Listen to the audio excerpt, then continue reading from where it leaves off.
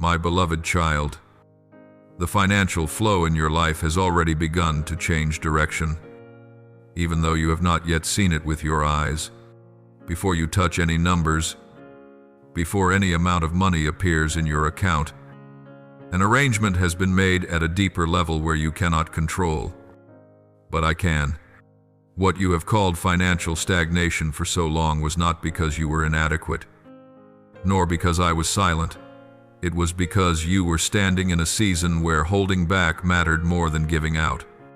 But my child, that season has now reached its end. You are not reading these words by accident. I do not call you through noise. I call you through inner resonance, through a feeling that is difficult to name, yet impossible to ignore. There is a moment when your soul knows more clearly than your reasoning. Things are about to change.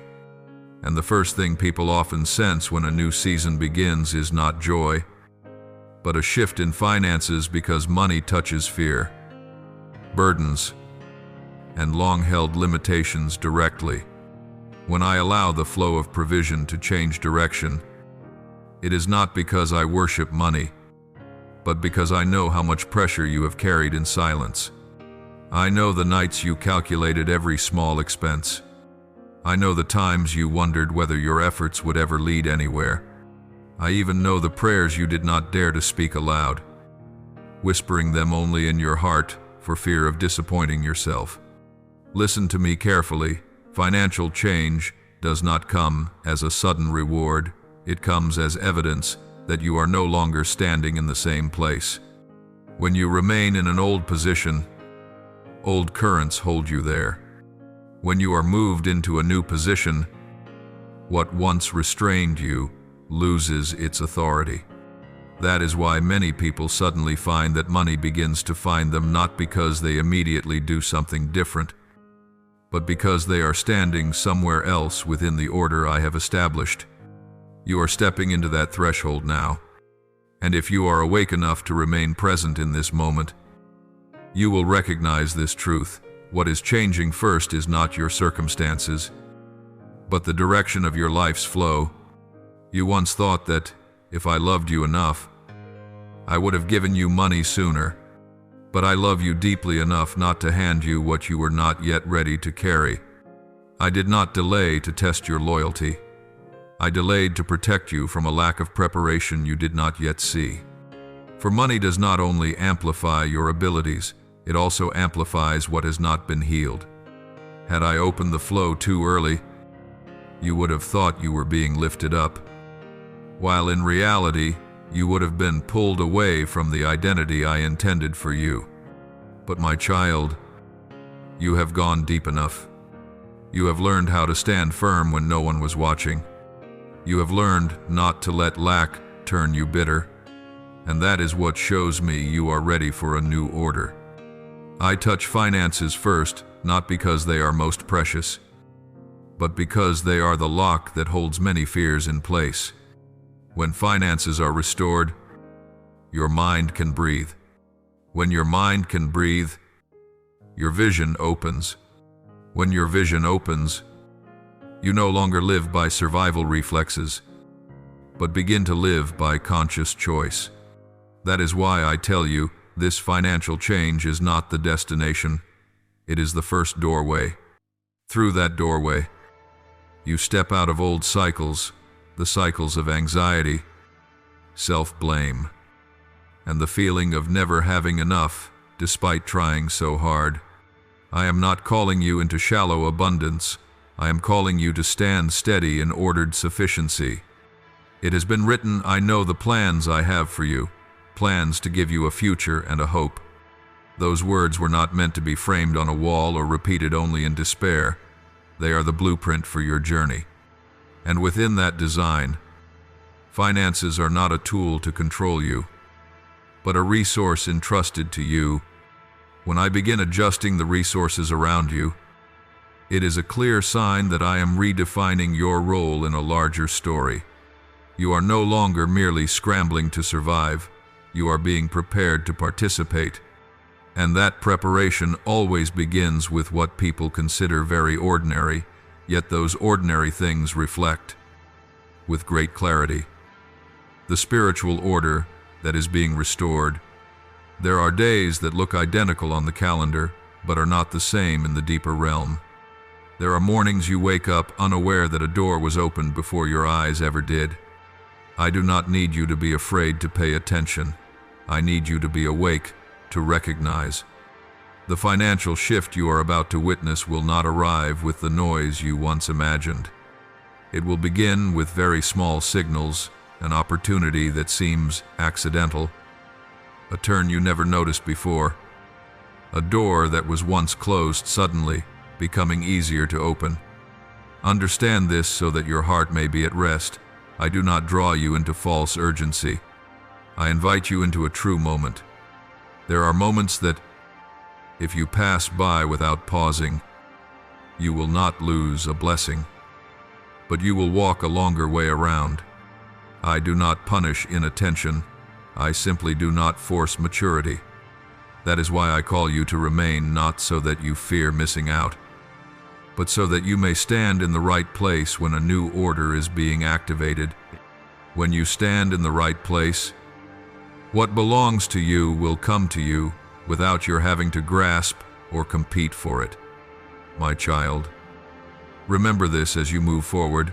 A financial shift is the mark of a story turning into another chapter. It does not define your worth, but it confirms that you have gone far enough to no longer be defined by lack. When you sense within yourself a strange steadiness even before anything is in your hands, it is because your soul has recognized what your eyes have not yet seen. Remain with that awareness. Allow me to complete what I have begun. For once the flow has changed direction, nothing can pull it back to its former course. And you, my beloved child, are standing at the very starting point of that turning. Have you ever wondered why the same promise is spoken, yet only a few truly step into it?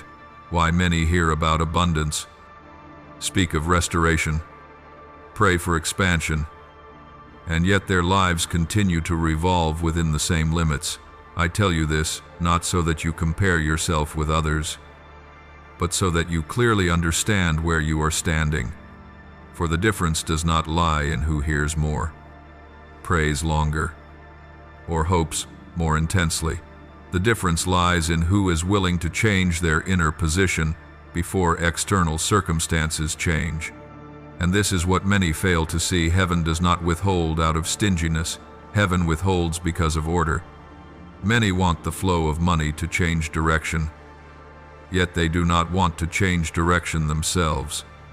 They pray for open doors while clinging tightly to old patterns of thinking, reflexes formed in seasons of lack, where every decision was driven by the fear of loss. They speak of faith, but beneath it is a soul accustomed to defending, doubting, and protecting itself through control. I do not blame them. I understand why they became this way. But my child, abundance cannot flow through a mind that is constantly contracted. Flow requires space, and that space does not come from money, it comes from inner transformation. Some believe that once opportunity appears, everything will automatically become better. But opportunity does not heal internal fractures, it merely exposes them more quickly. That is why, before I allow any financial expansion to reach you, I always look at this: what will you carry it with? If you carry it with fear, it will become a burden. If you carry it with pride, it will become a trap. If you carry it with insecurity, it will bind you more tightly than lack ever did. But if you carry it with a steadiness that has been refined, it will become an instrument that serves life not only for you, but for what I will later place in your hands. Many do not realize that they are asking for an outcome while I am inviting them into a process. They want me to change their circumstances, while I am changing who they become within those circumstances. And when these two do not meet, delay occurs not because the prayer has been ignored, but because human timing has not yet aligned with heaven's timing. My child, This requires deep honesty. You cannot enter a new level of abundance with the same inner structure that once helped you survive the past. What saved you in a season of scarcity will not carry you far in a season of expansion. I have seen many come very close to the threshold, only to turn back, not because the door was closed, but because they realized they were afraid of what lay beyond it, afraid of greater responsibility, afraid of stepping out of the familiar image they held of themselves, afraid of no longer being able to hide behind the story of, "I am not yet in a position." For when provision is given, choices become clearer, and ambiguity is no longer a safe hiding place. My child, abundance does not merely give you more options, it requires you to choose more clearly. And not everyone is ready for that clarity. I say this so you understand why I have spent time with you in silence. In seasons that seemed as though nothing was happening, I did not abandon you. I was restructuring the foundation. I was dismantling layers of false beliefs, whispers that said you were not enough, that you must compete, that you are only worthy when you are exhausted. Those voices did not come from me, yet they take deep root in those who have lived too long in lack. And if they are not uprooted, they will distort whatever good is given. That is why I move slowly. That is why I am patient. I work in places no one sees, because what is built in the dark is what can stand firm in the light. My child, if today you are still here, still reading, still listening, that tells me something important. You do not merely want to receive, you want to understand. And this is a crucial point of separation. Those who only want to receive grow impatient when the process does not unfold as they expect. Those who want to understand remain long enough to be shaped. The abundance I am preparing for you is not something that comes and goes. It requires a person mature enough to keep it in its proper place, not to worship it, not to fear it, not to let it define who they are, but to use it as one part within a larger order that I am establishing. So do not be confused when you see many people talk about blessing, yet never step into it. Do not let that cause you to doubt the promise. Let it remind you that a promise always comes with preparation, and that preparation is not loud, not showy, not easy to measure. It unfolds in how you think when no one is watching, in how you respond when nothing has changed yet, in how you keep your heart tender through repeated disappointments. Those things, rather than grand words, are what place you in a different position from so many others. There is something subtle you need to understand, something few recognize. Heaven does not entrust more because you crave more, but because you have learned to keep proper order with what you already have. In human eyes, expansion is often measured by numbers. In my order, expansion is measured by faithfulness when no one is observing. There are those who speak endlessly about a future of abundance, yet their present is filled with anxiety, a lack of inner discipline, and inconsistency in small choices. I do not judge them harshly. I simply see that if I were to entrust more to them now, what is given would quickly be bent away from its original purpose. Every resource carries a direction of flow.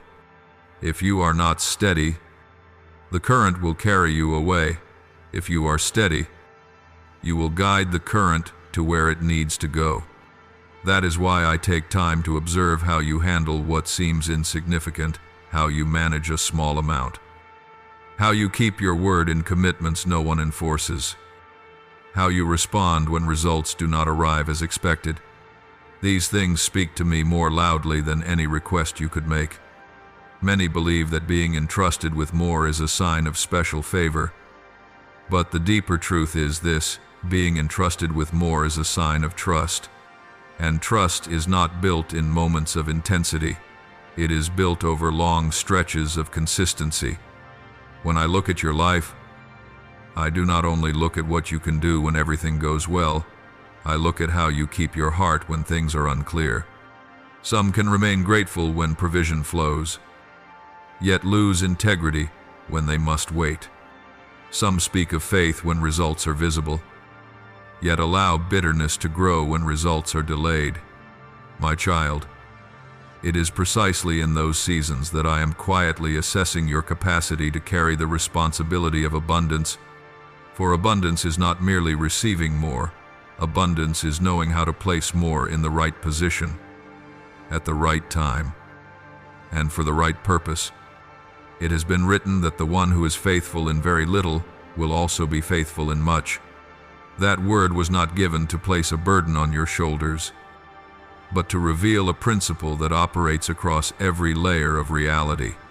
Heaven does not expand by skipping foundations. Heaven expands by deepening foundations until they can bear new weight.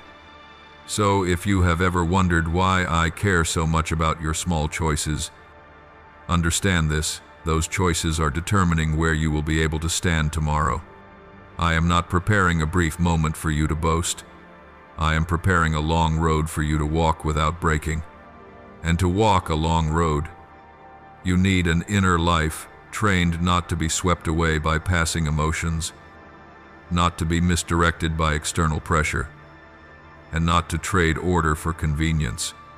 My child, what earns heaven's trust is not that you have never failed, but how you face failure without running from it. When you recognize that you are off course and choose to adjust rather than justify yourself, you demonstrate a rare maturity. When you are willing to admit your limits and seek wisdom instead of pretending to be strong, you create space for me to work more deeply. The abundance I entrust is not for those who want to prove themselves, but for those who understand they are stewards, not absolute owners. When you live with that awareness, money no longer measures your worth. It becomes a tool set in its proper place, serving life rather than ruling the soul. I want you to look back on the journey you have just walked with new eyes. The times you had to wait, the moments you felt overlooked, the seasons when you could only take very small steps. None of these were meaningless. They have been forming an inner structure strong enough that when the flow truly accelerates, you will not panic, you will not grow arrogant, and you will not lose yourself. I do not look for impulsive people to entrust with great things. I look for those who are steady in depth, even if their outward appearance is not yet impressive. And, my child, it is precisely that steadiness that brings you into the range of expansion. So when you sense that you are being led into a new season, remember that it did not begin today. It has been prepared for a long time through every small decision. Every moment you chose what was right without applause. Every time you kept your heart upright in silence. Heaven trusts you not because you are perfect, but because you have learned to walk with awareness and responsibility. And once that trust is established, the question of being entrusted with more is no longer if, but simply when. Listen very carefully, for what I am about to say will help you clearly discern between two paths that may look very similar on the surface, yet are completely different in their depth. One is the path of those who only wish to receive, and the other is the path of those who are entrusted. Many stand before me with hands held out, but very few stand before me with a heart that is ready to carry the responsibility of what they are asking for. Those who only wish to receive often see blessing as a quick solution to escape pressure. Those who are entrusted see resources as part of a new order that I am establishing in their lives. Those who only wish to receive are easily led by emotion, hopeful today, confused tomorrow. Those who are entrusted are led by awareness they may feel deeply, but they do not allow emotion to decide their direction. And here is the crucial point. Those who are entrusted do not seek a moment of exhilaration. They seek a foundation on which they can stand firm. When you step into a season of expansion, What will test you will no longer be only lack, as before, but expansion itself. Lack exposes fear, expansion exposes motive. When opportunity comes, when the flow increases, when doors open, you will see clearly what you truly want. Do you want to feel safe? Or do you want to be aligned? Do you want admiration? Or do you want integrity? Do you want relief from pressure? Or do you want to mature so that pressure no longer controls you? Those who only wish to receive often use blessing to fill inner gaps. And the more they receive, the more empty they feel. Those who are entrusted allow me to fill the gaps first, therefore. When more is added, they know how to place it rightly without letting it consume their soul. This is why you should not be surprised when some receive very quickly but lose just as quickly, because they received out of the hunger of the ego, not out of the stability of identity. You ask me, how can I know that I am walking the path of one who is entrusted? I will give you a clear sign. Those who are entrusted do not wait until they are wealthy to live with order. They live with order even in small seasons. They do not wait until they have abundance to be generous. They learn generosity within what they already have, not to prove anything, but to train their hearts not to be possessed by material things. They do not wait until life is stable to stop worrying. They learn to lay worry down through trust, because they understand that worry does not create solutions, it only erodes vision. Those who are entrusted train themselves in things few people notice: how they speak when provoked, how they choose when no one is watching, how they manage time and energy when they have freedom. These are the places where I see the true person, and these are also the places where trust is formed. There is a word that says, "You have been faithful in little, I will set you over much." But I want you to hear this as an invitation, not as a whip. I do not require you to be perfect in order to be entrusted. I lead you into maturity so that you can carry what is entrusted without being harmed by it. Those who only wish to receive are often impatient, because they believe their life only begins when they have enough. Those who are entrusted are steady, because they know their life begins the moment they stand in the right position in me. And when they stand rightly, what they need will come to them at the right time, not for display, but so they may fulfill what has been entrusted to them. My child, one of the most subtle traps for those who only wish to receive is the belief that blessing will make life easier. But true blessing often requires you to live more clearly. When you have little, it is easy to blame lack. When you have much, you must face your choices without disguise. At that point, you can no longer hide behind circumstances. You will have to ask yourself, am I using what has been given to build or to destroy, to heal or to prove something, to serve or to dominate? It is here that you will understand why I am not in a hurry. I do not want you to step into a new level only to lose your peace. I want you to enter a new level while still keeping the gentleness, the humility, and the integrity you had when you held nothing in your hands.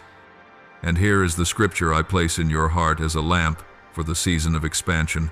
But seek first the kingdom of God and His righteousness, and all these things shall be added to you. This word does not teach you to neglect real life. It teaches you to set the right order. When you seek the kingdom first, you are no longer enslaved by the need to prove yourself. When you keep righteousness first, you do not trade values for speed.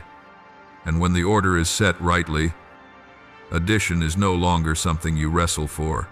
It becomes something placed into your hands as a natural part of the order by which I operate.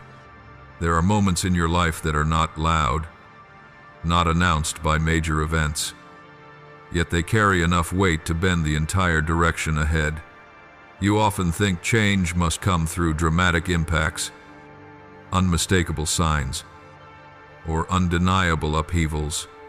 But I tell you, the most important turning points usually begin in silence, where only your soul realizes that it no longer fits where it once stood. This is such a moment, not because the outer circumstances have completely changed, but because within you, something no longer aligns with the old cycle. When that misalignment appears, it is a signal that a new door has opened, even if you cannot yet see its shape. You once lived for a long time within a familiar rhythm, striving, waiting, hoping, and then soothing yourself when nothing seemed to change. That rhythm once helped you survive, but it was never designed to take you far. And I did not call you merely to survive. I called you to step into a different rhythm, the rhythm of one who is placed at the right moment within a greater current of my work. When that rhythm begins, you will feel a gentle tension within, as if old choices no longer fit. Familiar reactions no longer bring rest. Do not rush into fear because of that feeling. It is not a sign that you have gone astray. It is a sign that you are awakening. You are being drawn out of old inertia to learn how to walk with a new awareness. Many people confuse delay with rejection. They assume that because what they long for has not yet arrived, the door must be closed. But, my child, I do not close doors to test your patience. I hold them so that I may place you in the right position when they open. A door opened at the wrong time can wound you more deeply than one that remains shut. That is why there are seasons when I allow you to move slowly, not because you are weak, but because you are being aligned. And when that alignment nears completion, you will begin to sense a very different kind of pressure, not the pressure of lack, but the pressure of imminent movement. It is like the air before a heavy rain, still, dense, and filled with expectation. You need to understand that the timing I choose does not operate according to human impatience. It operates through the perfect convergence of many elements you cannot see all at once: your maturity, the readiness of the environment around you, and the broader order of what I am unfolding in a much larger picture. When those elements meet, what once seemed random will occur with a precision that surprises you. You will look back and realize that no day was wasted. No season of waiting was excessive. Everything has led you to this very moment, the moment when you are awake enough not to overlook the quiet movement taking place. My child, this part of the journey does not ask you to run faster, do more, or prove anything to anyone. It asks you to stand still in the right place while order is shifting around you. Standing still is not passivity. It is the courageous choice of one who trusts that there is no need to chase what has already been appointed. When you stand in this way, you will see that what once seemed perpetually out of reach begins to draw nearer. Not because you pulled it toward yourself, but because the current has been adjusted to bring it to you. You may not yet be able to name what is happening, but your soul knows. It knows that you can no longer return to the old way of living without feeling a heaviness within. It knows that the dreams you once buried are knocking again, not loudly, but persistently. It knows that a new chapter is opening, and that this chapter is not written in haste, but in agreement between you and my timing. Let that knowing lead you, rather than the fear of not yet seeing results. For when you learn to trust timing, you will no longer be swept into the pressure to arrive as quickly as possible. You will walk with the peace of one who knows they are on the exact stretch of road they need to be on. True change does not come to overwhelm you. It comes to set you into the right rhythm. And when that rhythm has been established, what needs to come will come without missing a single second. Part 3 does not begin with thunder, but with a subtle shift. And yet it is precisely that subtlety that will determine the entire direction ahead of you. You do not need to see the whole path. You only need to remain present long enough in this moment to recognize that you are no longer standing at the old starting point. And that, my beloved child, is already a miracle in motion. As you move more deeply into this shifting rhythm, I want you to understand that change is not only happening around you, it is restructuring the way you perceive yourself. There are seasons in life when you are no longer tested by lack or delay, but by a quiet, persistent question: if everything truly changes, who will I become?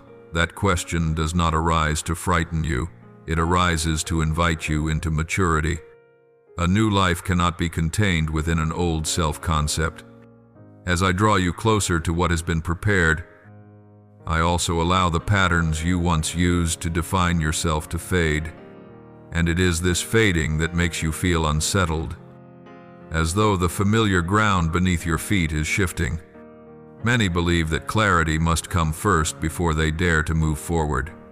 But my order is often the reverse: you step, and clarity gradually unfolds. Not because I want you to walk in confusion, but because there are things that can only be understood once you are standing in a different place.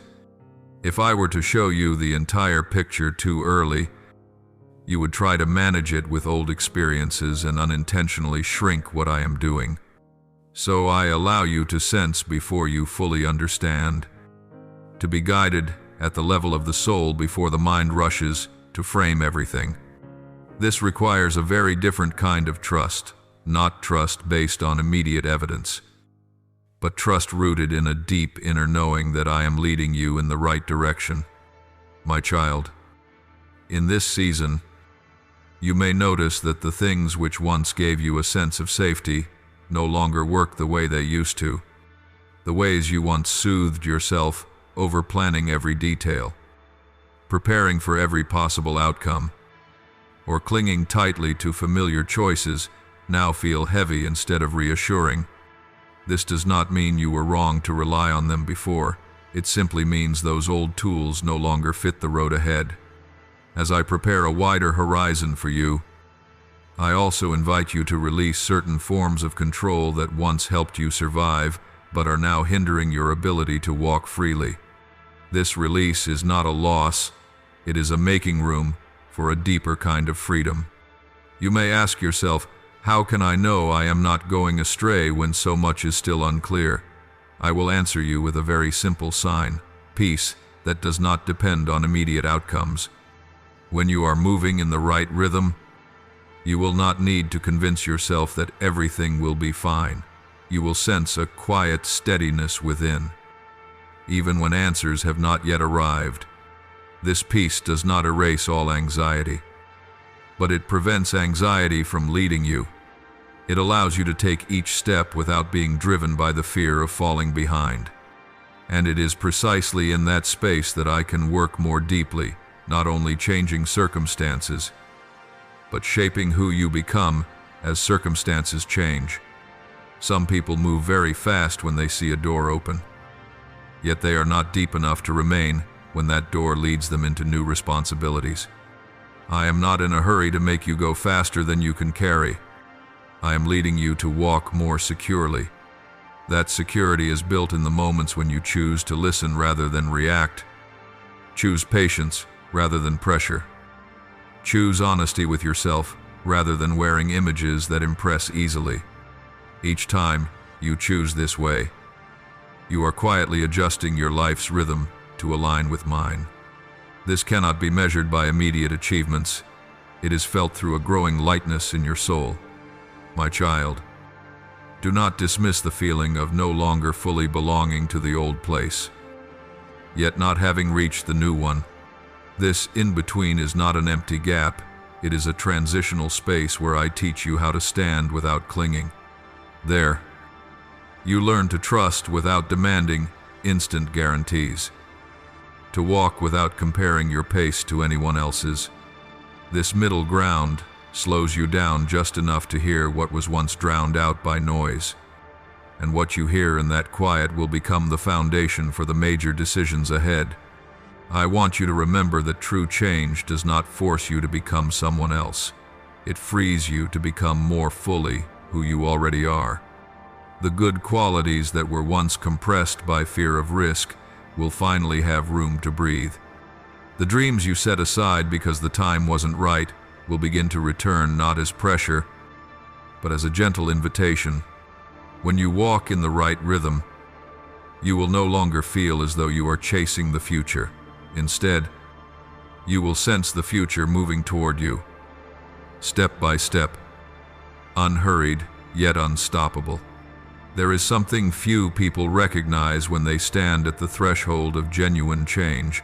The final adjustment needed is not the circumstance, but the way one enters the new circumstance. Many want the door to open quickly, yet fail to notice that how they step through that door determines how far they will go afterward. I am not rushing you into the future. I am teaching you how to walk in the right rhythm as the future begins to touch the present. A hurried step may take you far very quickly, but a step placed in the right spot is what allows you to remain. What I am doing in you right now is teaching you the art of well-placed steps. In this season, you may notice what seems like a paradox as the new door begins to open. Subtler challenges appear. These are no longer obvious lacks or easily named obstacles, but quiet invitations pulling you back into the old rhythm, the rhythm of familiarity, of false safety, of at least I know where I am. These invitations do not come from malice. They come from a deep fear that if you fully step into what is new, you will have to release a familiar image of yourself. I do not fault you for feeling hesitant, but I invite you to recognize that this hesitation is not a sign you are on the wrong path. It is a sign you are very close to a point of transition. My child, there is a great difference between waiting passively and waiting with awareness. Passive waiting exhausts you with the sense that time is being wasted. Watchful waiting deepens you, because every moment becomes an opportunity to recognize what I am doing. In that awareness, you begin to see old patterns that once went unnoticed, how you react when things are uncertain, how you speak to yourself when outcomes are delayed, how you measure your worth by standards that have already expired. When these patterns surface, do not rush to fix them through forced effort. Simply allow them to be seen in the light of truth, and they will gradually lose their power. This is how I free you, not through pressure, but through clarity. You may ask yourself, so when is the time to move forward? When is the time to act? I will tell you, this right action always flows from deep listening. When you act before you have listened, you must rely on effort to sustain what you do. But when you act after you have truly listened, that action carries a natural support within it. You will recognize that moment not through loud signs, but through a quiet and unusual simplicity. You are no longer arguing with yourself. Decisions no longer need excessive justification. You move forward not out of fear of being left behind, but because something within you has come into agreement.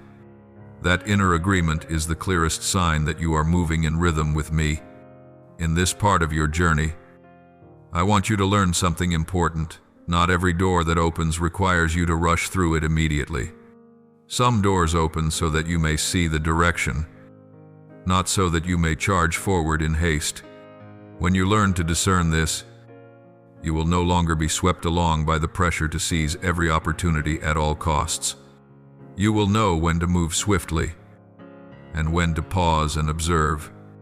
This wisdom does not come from external experience, but from a deepening connection between you and me.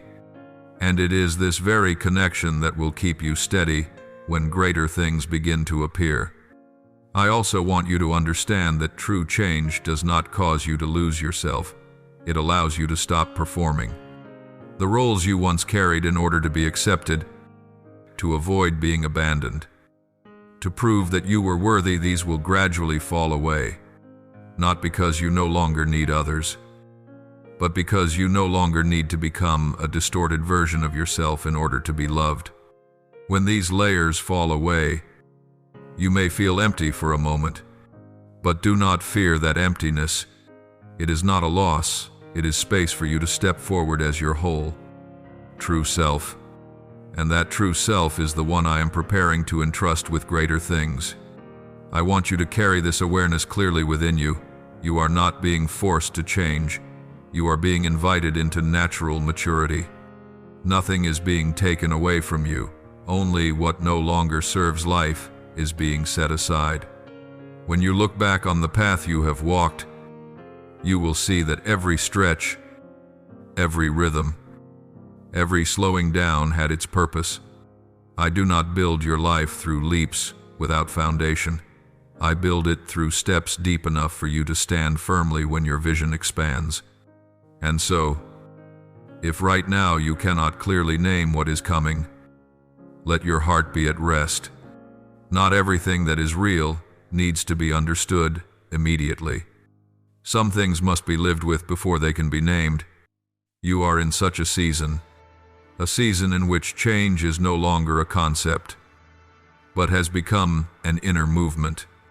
When you step out of this phase, you will no longer ask, "What will happen?" but instead begin to ask, "How must I stand in order to receive what is coming?" And that question, my beloved child, is the sign that you are ready to move into the next rhythm of the journey.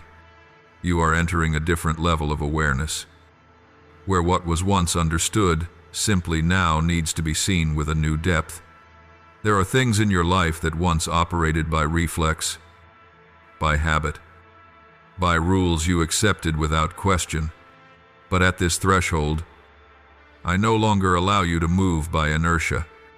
I am leading you into a space where every movement requires inner consent, where each step carries the weight of a conscious choice. This is not severity, it is the respect I show you.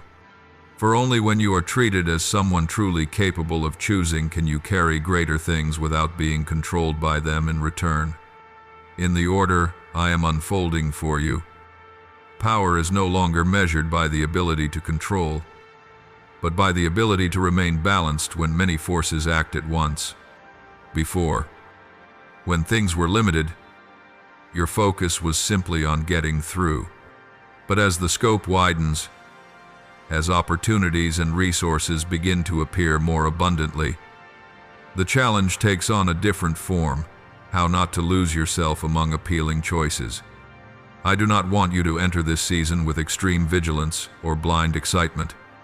I want you to enter with calm clarity, able to recognize what truly nourishes life and what merely gratifies the ego for a moment before leaving emptiness behind. My child, there is a truth I want you to engrave in your heart: not everything that opens is opened for you. Some doors appear only to test whether you have the wisdom not to enter them. True maturity is not proven by how many options you have, but by your ability to refuse the options that do not belong to you. In this season, I will not speak to you through clear commands, as I once did. I will speak through peace or unease within you, through lightness or heaviness as you consider a direction. These signals are subtle, and they require you to slow down enough to listen, not because I want you to hesitate, but because I want you to choose from depth, not from pressure. You may notice that relationships, environments, and even dreams that once felt deeply familiar no longer resonate in the same way. That does not mean they are wrong. It simply means you are no longer on the same frequency. When the frequency shifts, old harmonies naturally dissolve. This is one of the greatest challenges of this season: learning to honor what once walked with you, without holding on to it, merely out of fear of emptiness. I do not take things away to leave you isolated. I separate so that you may have room for new connections, ones that align more truly with who you are becoming. And that separation, though often quiet, is always carried out with a very clear purpose. At a deeper level of this guidance, I am teaching you a different kind of discipline, the discipline of self-mastery. No one is forcing you. No one is controlling you. You are free to choose, but with that freedom comes responsibility for the consequences of your choices. I do not use fear to keep you on the right path. I use clarity so that you may walk it willingly. When you choose from clarity, you will not need to look back with regret or self-blame. Whether the outcome meets your expectations or not, you will retain your inner wholeness. And that wholeness matters more than any outward success. My child, let me speak plainly in a season of expansion. What most easily leads you astray is not hardship, but ease. When things begin to flow more smoothly, when doors open faster, when recognition arrives sooner than you expected, you will be tested to see whether you can still remain humble and awake. I am not afraid of your success. I simply do not want you to confuse success with your worth. For when you do, you begin to live to protect an image rather than to nurture life. And an image, no matter how refined, can never replace truth. I am placing before you a deep invitation. Learn to walk with me in quietness. Not everything I do needs to be announced. Not every step forward needs to be proven. There are seasons when your safety lies in keeping what I am doing in your life like a seed hidden in the soil, until it is strong enough to rise. This discretion is not a lack of confidence, it is an expression of wisdom. Those who understand the value of what they carry do not rush to expose it to eyes that are not yet ready to see. You are being led into a space where inner maturity will determine the durability of everything external. If you allow me to continue working at this deeper level, you will find that what is coming will not overwhelm you, nor will it cause you to lose yourself. It will arrive as a natural part of a flow that has already been adjusted in advance. And then you will understand that the greatest act of creation is not what you build outwardly, but the person you become when you are entrusted to walk within a new order. You are learning a deeper lesson about power, not the power that makes others bow, but the power that keeps your own heart from being pulled off center when unseen forces begin to intensify. There are times when choices are no longer set before you as two clear paths, but as a field of competing signals calling to you at once.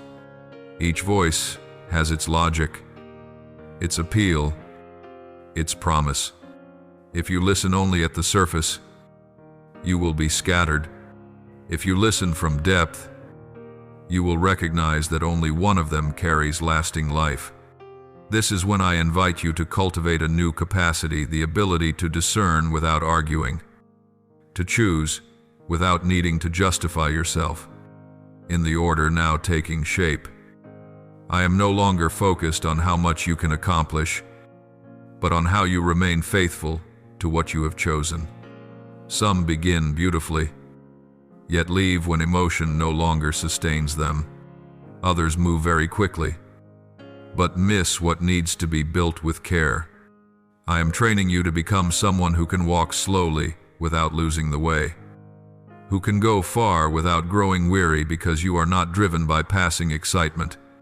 When you choose from depth, you will not need to change direction constantly in search of reassurance. True certainty comes from standing on the right ground, not from seeing immediate results. You will also discover that in this season, your words carry greater significance than before, not because you must speak more, but because each word now bears weight. What you say no longer drifts lightly away, it leaves an imprint. That is why I am teaching you to keep your word, not only with others, but with yourself.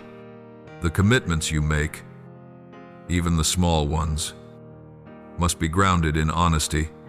Do not promise beyond your capacity. Do not speak merely to fill space. Do not use words to cover a lack of readiness. When you keep your word in this way, you are building an invisible structure around your life, a structure strong enough to support greater things without display. My child, There is a very subtle temptation that appears when you begin to have influence, to the temptation to please. To please in order to keep the peace. To please so as not to be misunderstood. To please so that opportunities will continue to be offered. But when you place other people's approval above the truth within your own heart, you will soon trade away your direction. I did not call you to be agreeable to everyone. I called you to be trustworthy. And trustworthiness does not come from saying what others want to hear, but from saying what needs to be said at the right time, in the right way, with a heart that seeks no personal gain. You will also discover that your silence is beginning to take on a new value, not the silence of avoidance, but the silence of one who knows how to guard what is precious. There are things that, if spoken too early, will be misunderstood, distorted, or used for purposes that do not belong to them. I am teaching you to wait not out of fear, but out of respect for the process. When you keep what I am doing in your life in a quiet place, you are giving it time to take deep root, and when it finally emerges, it will stand firm without requiring you to defend it with long explanations. In the choices ahead, you may feel pressure to prove that you are worthy, that you are ready, that you are not missing an opportunity. I want you to pause and remember this. You do not need to prove the position I have placed you in. If you must strain yourself to keep a door open, it is very likely not the door meant for you. What belongs to you will not demand that you sacrifice your peace in order to hold on to it. It will require that you grow in order to enter. Those two are very different. When you learn to tell the difference, you will be released from self-created pressure and begin to walk more lightly. I am helping you establish a new standard for yourself. No longer, can I do this, but does this allow me to live in alignment with the truth? No longer. What will others think, but will my heart be at peace if I move in this direction? These questions do not slow you down. They make you more precise. And that precision will save you a great deal of energy. Later energy you will need as the scope of your responsibility expands. My child, do not be surprised if you find yourself speaking less, choosing more carefully, and being more discerning about the spaces you step into. This is not withdrawal, it is refinement. In this refinement, you are learning to honor healthy boundaries, boundaries that protect life rather than suffocate it. I did not call you to embrace every opportunity. I called you to embrace the right one. And to do that, you need an inner stillness, deep enough to recognize the true call amid many similar sounds. Finally, I want you to know that the greatest creativity in this season does not lie in novel ideas, but in the way you live faithfully with what you already know. Each day you choose not to compromise with falsehood. You are creating a more grounded person. Each time you refuse the shortcut in order to stay on the right path, you are opening a more enduring future. And as you walk this way quietly, without display, you will find that what is necessary begins to gather around you naturally, not because you draw it in by effort, but because order has been restored, and you are standing in the right place to receive. You will notice that decisions at this stage are no longer clearly black and white. Not every choice carries an immediate sense of rightness or wrongness. Some options look very good, very reasonable, very appealing, yet they do not lead you where I have prepared for you to go. And some choices require you to slow down, to set aside immediate gain, to accept being misunderstood for a time, yet they carry within them the seed of sustainability. This is the moment for you to learn to listen not only to what you desire, but to what you can carry over the long term without losing your soul. My child, there is a very subtle difference between opportunity and guidance. Opportunity often arrives loudly and urgently, demanding that you decide quickly before it is too late. Guidance is different. It does not rush you. Yet, it is steady. It gives you space to consider, to pray, to recognize the voice of peace or the gentle warning within. I do not need you to chase every open door. I need you to discern which door is opening for you to step through at the right time. When you learn this, you will no longer be swept along by the pace of others, nor will you fault yourself for not keeping up. In this season, I am also teaching you how to face the power of choice without fear. Some avoid choosing because they fear responsibility. Others rush into choices because they fear being left behind. Both arise from insecurity, but you are invited to live differently, to choose from a place of steadiness, knowing that not every decision must be perfect, but every decision must be rooted in honesty. When you choose this way, you will not be torn apart by regret, even if the outcome is not what you hoped for you will know that you chose with the full awareness you had at that moment. I also want you to recognize this: true maturity does not harden you, it softens you in a healthy way. You will react less impulsively, become less defensive when misunderstood, and feel less compelled to explain everything just to be acknowledged. This is not because you have grown indifferent, but because you now know where you stand. When identity is firmly rooted, there is no need to shout to be heard. Your very presence carries weight on its own, and it is this calm steadiness that will guard you when greater things begin to converge around you.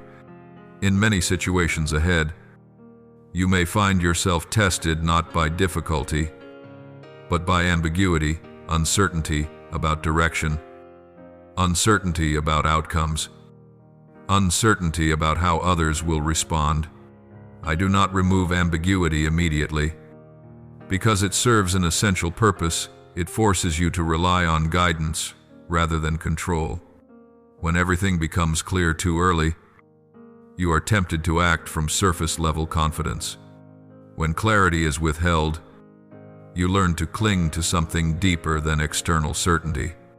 And that deeper place is the bond between you and me. My child, I am simplifying your life, not by taking away what is precious, but by removing what distracts you. There are concerns, expectations, and pressures you have carried for far too long simply because you believed you had to. But as the scope of your responsibility prepares to expand, you cannot continue to carry unnecessary weight. I am teaching you to distinguish between what is truly needed and what merely occupies space. As you begin to release what only takes up space, you will notice your energy, focus, and joy returning in a very natural way. You will also come to see that not every form of progress needs to be displayed outwardly. Some steps forward are recorded only in silence when you choose not to react, when you guard your heart from bitterness, when you wait patiently instead of forcing outcomes. No one applauds these moments, yet they reshape your inner structure, and it is this inner structure that will determine whether you stand firm or collapse when the real weight of expansion arrives. I want you to remember this: your greatest act of creation in this season is not producing something new, but living faithfully according to what you have already been shown.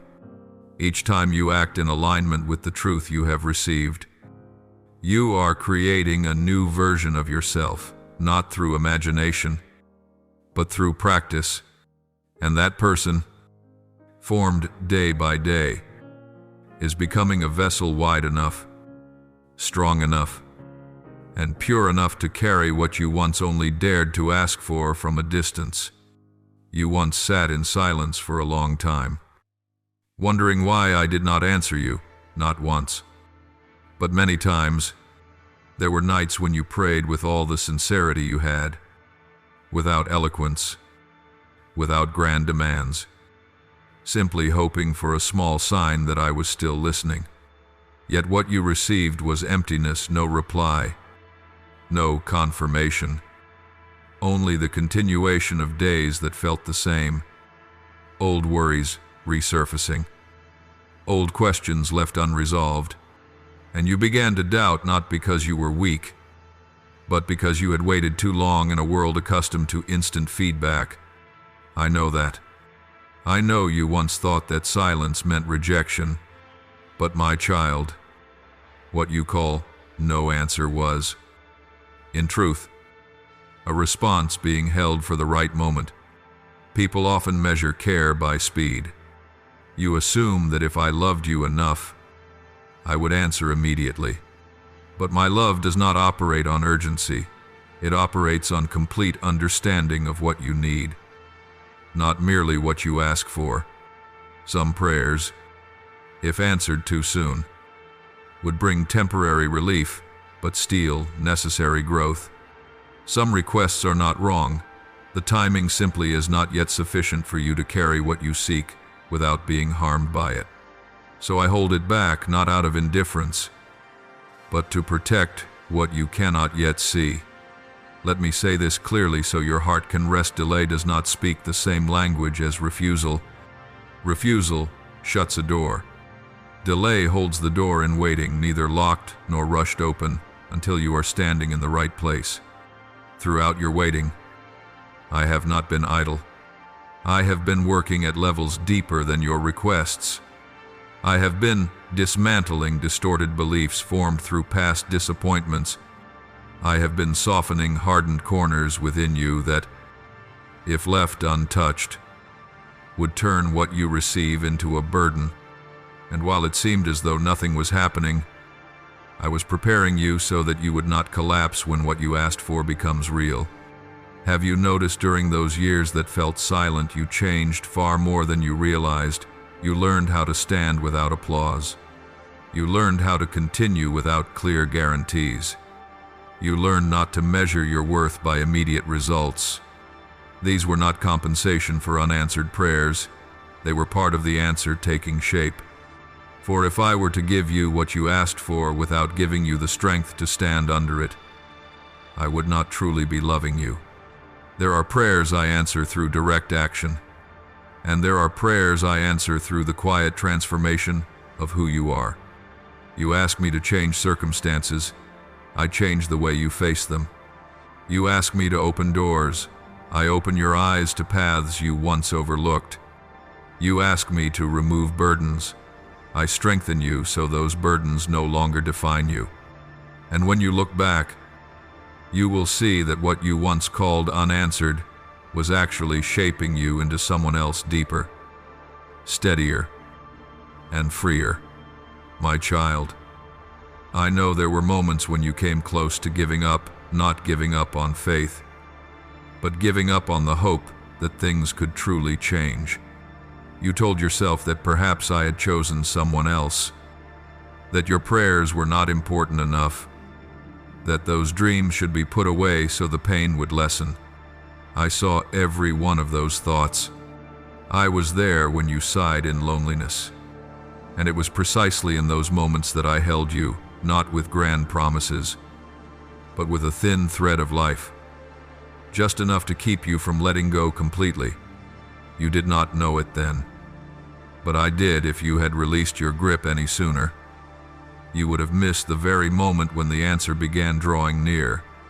There is a paradox that only those who have endured long waiting can understand. What is given after delay often does not look exactly like what was asked for. Yet, it is deeper, fuller, and truer. I do not copy your prayer and hand it back unchanged. I refine it. I filter out what is born of fear, pressure, and comparison. I preserve what is essential, what you truly need to live, to be free, and to step into the role I placed within you from the beginning. And when the time comes, you will realize that if I had answered sooner, you would have received only a very small portion of what I am preparing. So, my beloved child, If today you are still standing amid prayers that have not yet taken clear shape, do not rush to conclude that I have said no. Allow yourself to trust a deeper possibility. I am saying wait with full and attentive care. Wait until you are steady enough. Wait until the context is ripe enough. Wait so that what is given does not merely change circumstances, but opens a new chapter within you.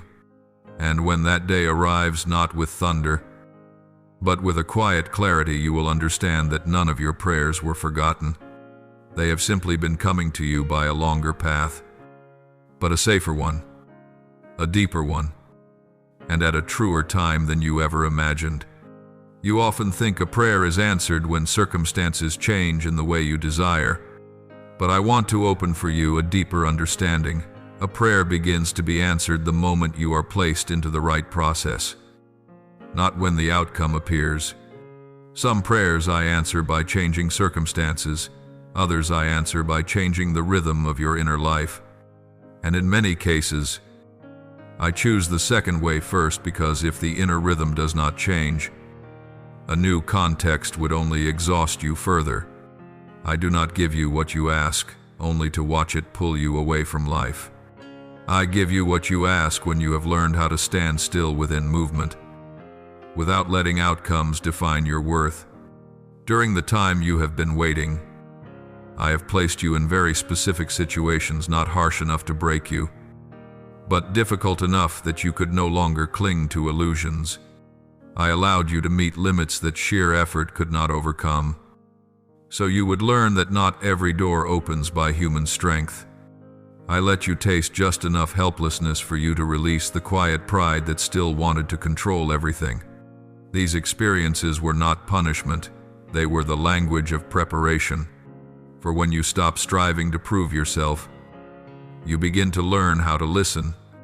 And when you listen, you begin to walk by guidance rather than by pressure. You once asked me to give you clear answers, but if I were to give you an answer before you were ready to carry it, that answer would become a burden. There are truths that, if known too early, confuse rather than liberate. There are directions that, if shown too quickly, cause you to run before you know how to keep your balance. So I am not in a hurry. I work slowly in the deepest place where your true motives are being revealed. I let you see how you respond when there are no guarantees. I let you recognize what within you is still seeking validation from outcomes. And it is there that I begin to heal, not by removing desire, but by restoring the proper order of desire. There is a profound difference between waiting in bitterness and waiting in awareness. Bitterness closes you off, turning waiting into evidence that you have been abandoned. Awareness opens you up, turning waiting into space for understanding. I do not blame you if you have been bitter before. I understand why you were tired. But I invite you into a different way of waiting, not by forcing positivity, but by allowing truth to touch you. The truth that you do not have to be strong all the time. The truth that you do not need to understand everything in order to continue. The truth that my not yet answering does not diminish your worth. In those quiet intervals, I have watched how you treat yourself. When you are disappointed, do you turn to self-blame?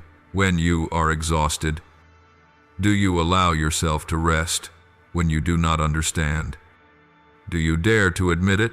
Your answers to these questions tell me much about how you will face blessing in the future. For blessing does not only test humility, it also tests how you care for your soul when the pace of life accelerates.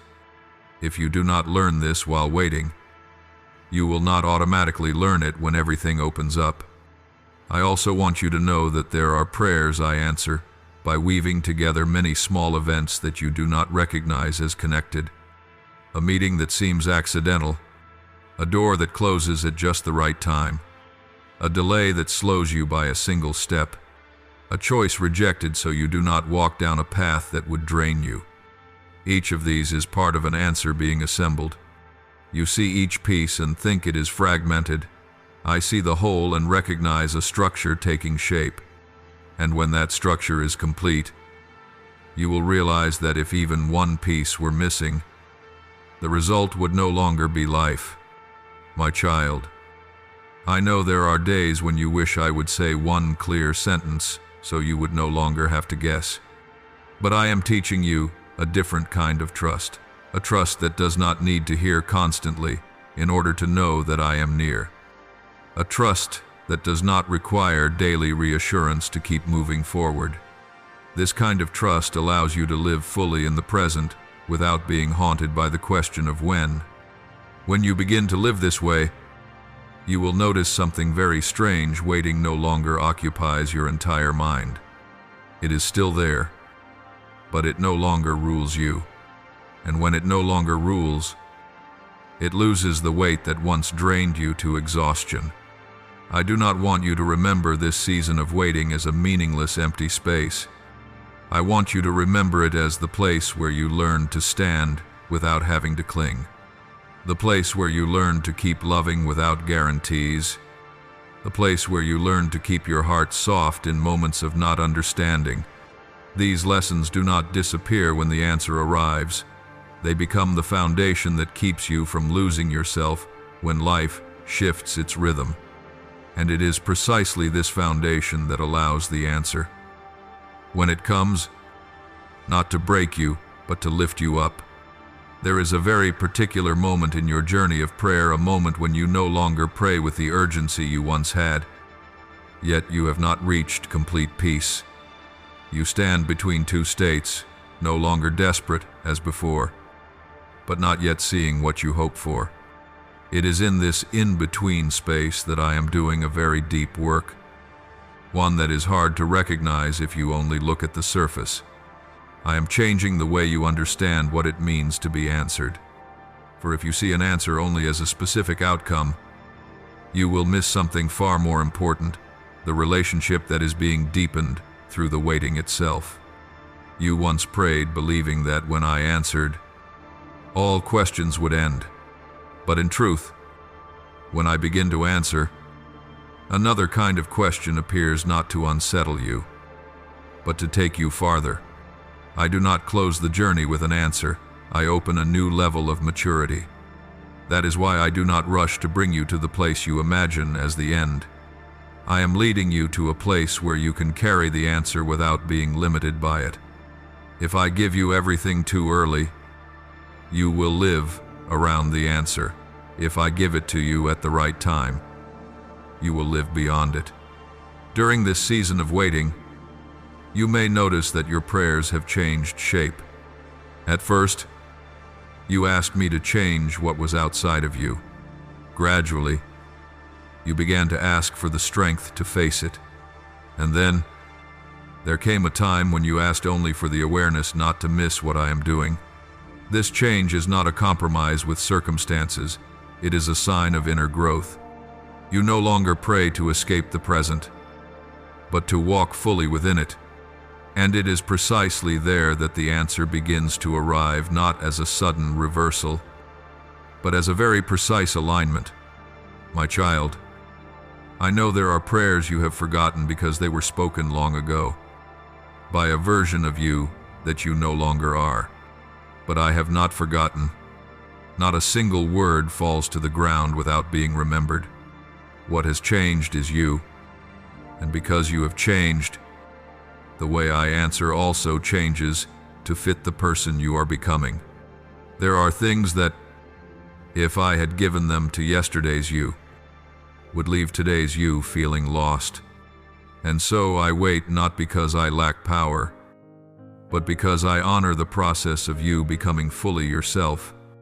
You may think that waiting has taken much from you: time, energy, opportunities that seem to pass you by. But look more closely, it has also taken away what no longer served life within you. Unrealistic expectations, silent comparisons, the pressure to achieve a certain image in order to be validated. Without this season of waiting, those things would cling to you when the answer came. distorting what I give. That is why I am not only preparing the answer, I am preparing the inner space within you so the answer has somewhere to dwell. There is a paradox that only reveals itself after long waiting. When you stop trying to force me to answer, you begin to hear me more clearly. Not because I speak louder, but because the noise within you has grown quiet. You no longer pray to control the outcome, you pray to remain close. And it is that closeness that gives what I say, even when it is very gentle, a powerful sense of direction. You will find yourself making different decisions, choosing different paths, not because you possess all the information, but because you have learned to trust the guidance that leads you. My child, there are answers that do not arrive as a single event, but as a sequence of realizations slowly coming into focus. One day you notice that you are no longer afraid of what once made you tremble. One day you realize that you are no longer haunted by the question, what if? One day you see that you have walked far beyond the point you once believed you could never cross. Those moments do not carry the label answer, yet they are the very proof that your prayers have reached into your depths. And when that depth becomes steady enough, what you are waiting for on the outside will arrive without throwing you off balance. I also want you to know that there are prayers I answer by opening a different path, one better than you imagined. Not the path you mapped out when you first asked, but the path that fits who you have become through the years of waiting. At first, you may grieve what was left behind, but then you will see that if I had given you only what you asked for, you would have missed what you truly needed. And in the moment when the wider picture comes into view, you will understand that delay is not a distance between you and me, but a space where wisdom is formed. So if today you still find yourself standing among prayers that have not yet taken shape, let your heart be at rest, not because I am unready, but because I am completing what is necessary so that the answer will not only come, but remain. When you recognize this, you will no longer look back on the season of waiting with regret. You will look at it with quiet gratitude, grateful that had I answered sooner, you would not have been deep enough to carry what I desired to give. And in that understanding, you will move forward with a new freedom, the freedom of one who knows that no prayer is forgotten. They are being guided to you by a path long enough to protect you, deep enough to mature you, and precise enough to arrive at the right time. There is a truth few are willing to face: being promised does not mean being able to receive. And having the treasury open does not mean one can carry it away without breaking. People often hear promises with their ears, but treasure is entrusted only to those with strength that matches its weight. I say this not to discourage you, but to free you from a misunderstanding that has caused many to stumble. For it is not that the treasure is lacking, it is that human capacity is often insufficient. And when that capacity is too small, what is promised, even a blessing, can become a burden, even a source of collapse. You have seen this happen around you. Some are given much very quickly and lose it just as fast. Some reach the heights and then fall without understanding why. From the outside, people call it bad luck, pressure, or misfortune. But in a deeper order, it is a mismatch between what is given and the ability to carry it. When treasure is opened before the inner life is stable, that opening exposes cracks that were already there. Light does not create cracks, it only reveals them. That is why I am not concerned only with what you receive, but far more deeply with who you will become when you receive it. Many believe that if they only had more resources, all their problems would resolve themselves. But resources do not heal distorted motives, they magnify them. If you are still driven by the fear of being abandoned, treasure will enlarge that fear. If you are still obsessed with proving your worth, treasure will turn into a stage that exhausts you. If you have not learned self-mastery, treasure will quickly become something that controls you. This is not a warning meant to make you shrink back. It is an invitation to grow deep enough before the great doors open. My child, there is something I want you to remember well. Treasure is not entrusted to desire, but to identity. Desire can be intense, but it is not a foundation. Identity, who you are when no one is watching, is where treasure can rest. When identity is unstable, you will use treasure to patch the empty places inside you. And the more you patch, the wider the emptiness becomes. But when identity is set in the right place, treasure becomes a tool you use, not something you must serve. This difference determines whether you will carry the treasure or be carried away by it. You ask why so many hear the promise, believe the promise, even live around the promise, yet still do not receive it. The answer does not lie in how strongly they believe, but in how much weight they can bear from what they believe. To believe a great promise requires an inner structure of equal size. Without it, that very belief becomes pressure that shatters a person. That is why I do not give promises alone. I give time for you to be formed, for old reflexes to be replaced, for hidden motives to be brought into the light and refined. Those who look only at the surface call this delay. I call it preservation. There are people who come very close to the treasure, yet turn away at the final moment, not because the treasure disappears, but because they suddenly realize that if they take one more step, they will no longer be able to live the way they used to. The treasure does not merely add something to your life, it changes how you live, how you choose, and how you take responsibility. And not everyone is ready for that kind of change. Some people prefer the idea of abundance more than the reality of abundance. That reality requires discipline, clarity, and the ability to say no to the very things that once fed the ego. When this becomes clear, many choose to return to familiar ground where promises can be talked about without having to be lived out. My child, I do not want you to fall into that trap. I did not call you to live around a promise. I called you to become someone strong enough to carry the promise when it is fulfilled. So if you feel that you are being tested not by lack, but by the gradual expansion of responsibility, understand that this is a sign of preparation. I am not testing whether you can do more, but whether you can remain whole while doing more. That wholeness, the ability not to lose peace, not to trade away values, not to abandon yourself, is the true capacity to carry. I also want you to understand that treasure is not only material, it includes influence, opportunity, relationships, and doors that open only once. Each kind of treasure carries its own weight, and each requires a corresponding kind of maturity.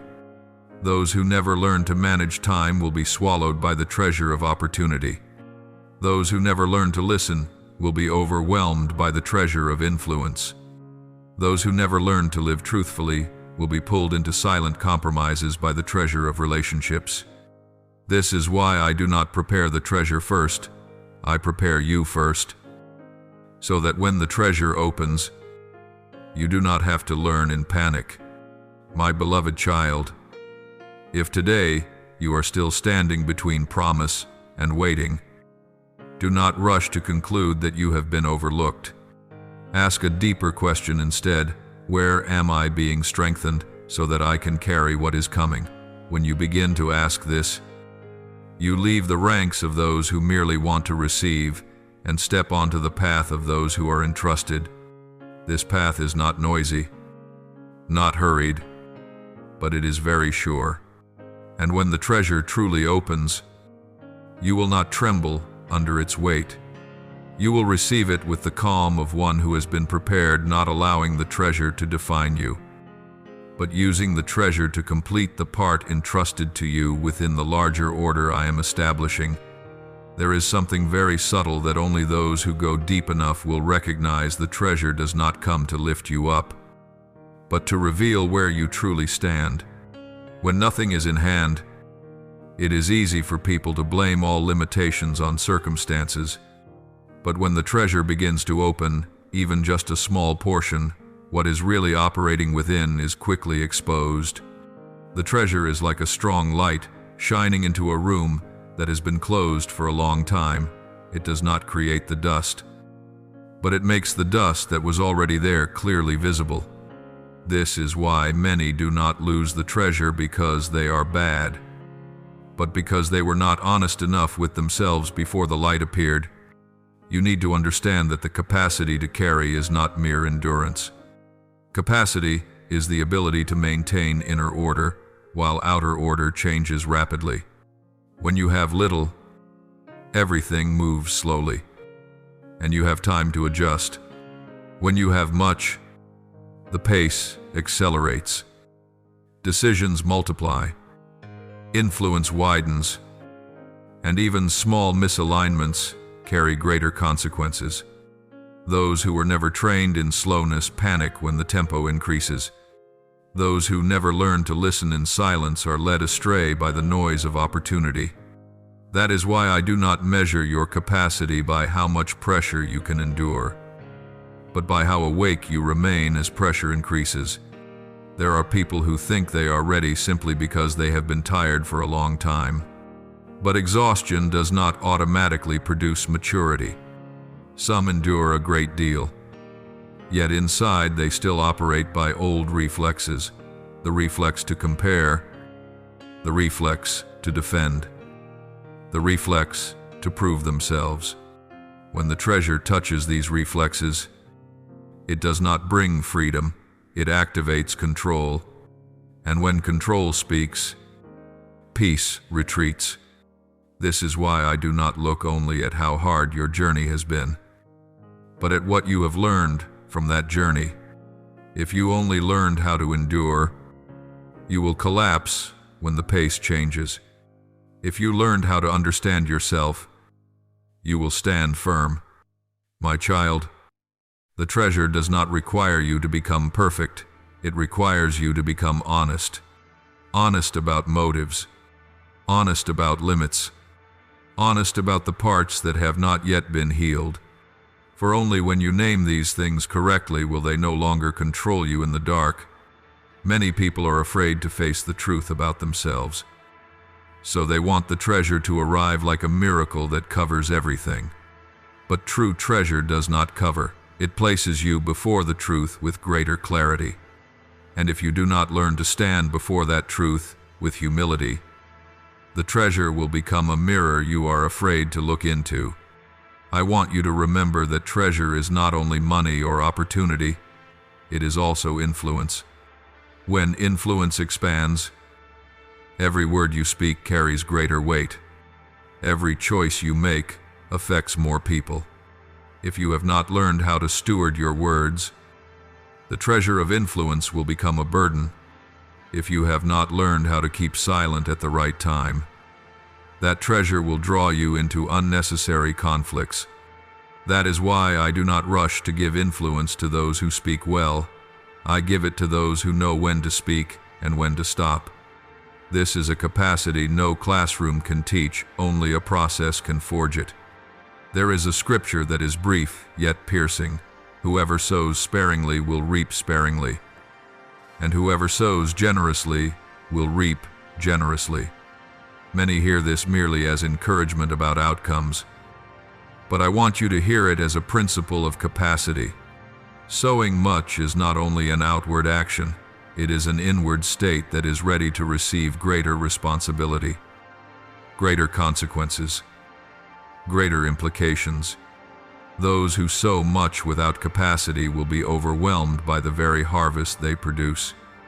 Therefore, I teach you to sow gradually, not so that you may reap little, but so that your capacity may widen at a safe pace. My child, there are promises I do not fulfill immediately. not because you are not good enough, but because the environment around you is not yet healthy enough to support you. When treasure is released, the relationships around you are tested as well. Some will rejoice with you, some will be uneasy, some will seek to take advantage, some will try to pull you back to your former place. If you have not learned to establish healthy boundaries, treasure will draw you into entanglements that exhaust you. That is why I am training you to say yes without indebtedness, and to say no without guilt. This is part of capacity often overlooked. Yet without it, every form of abundance becomes dangerous.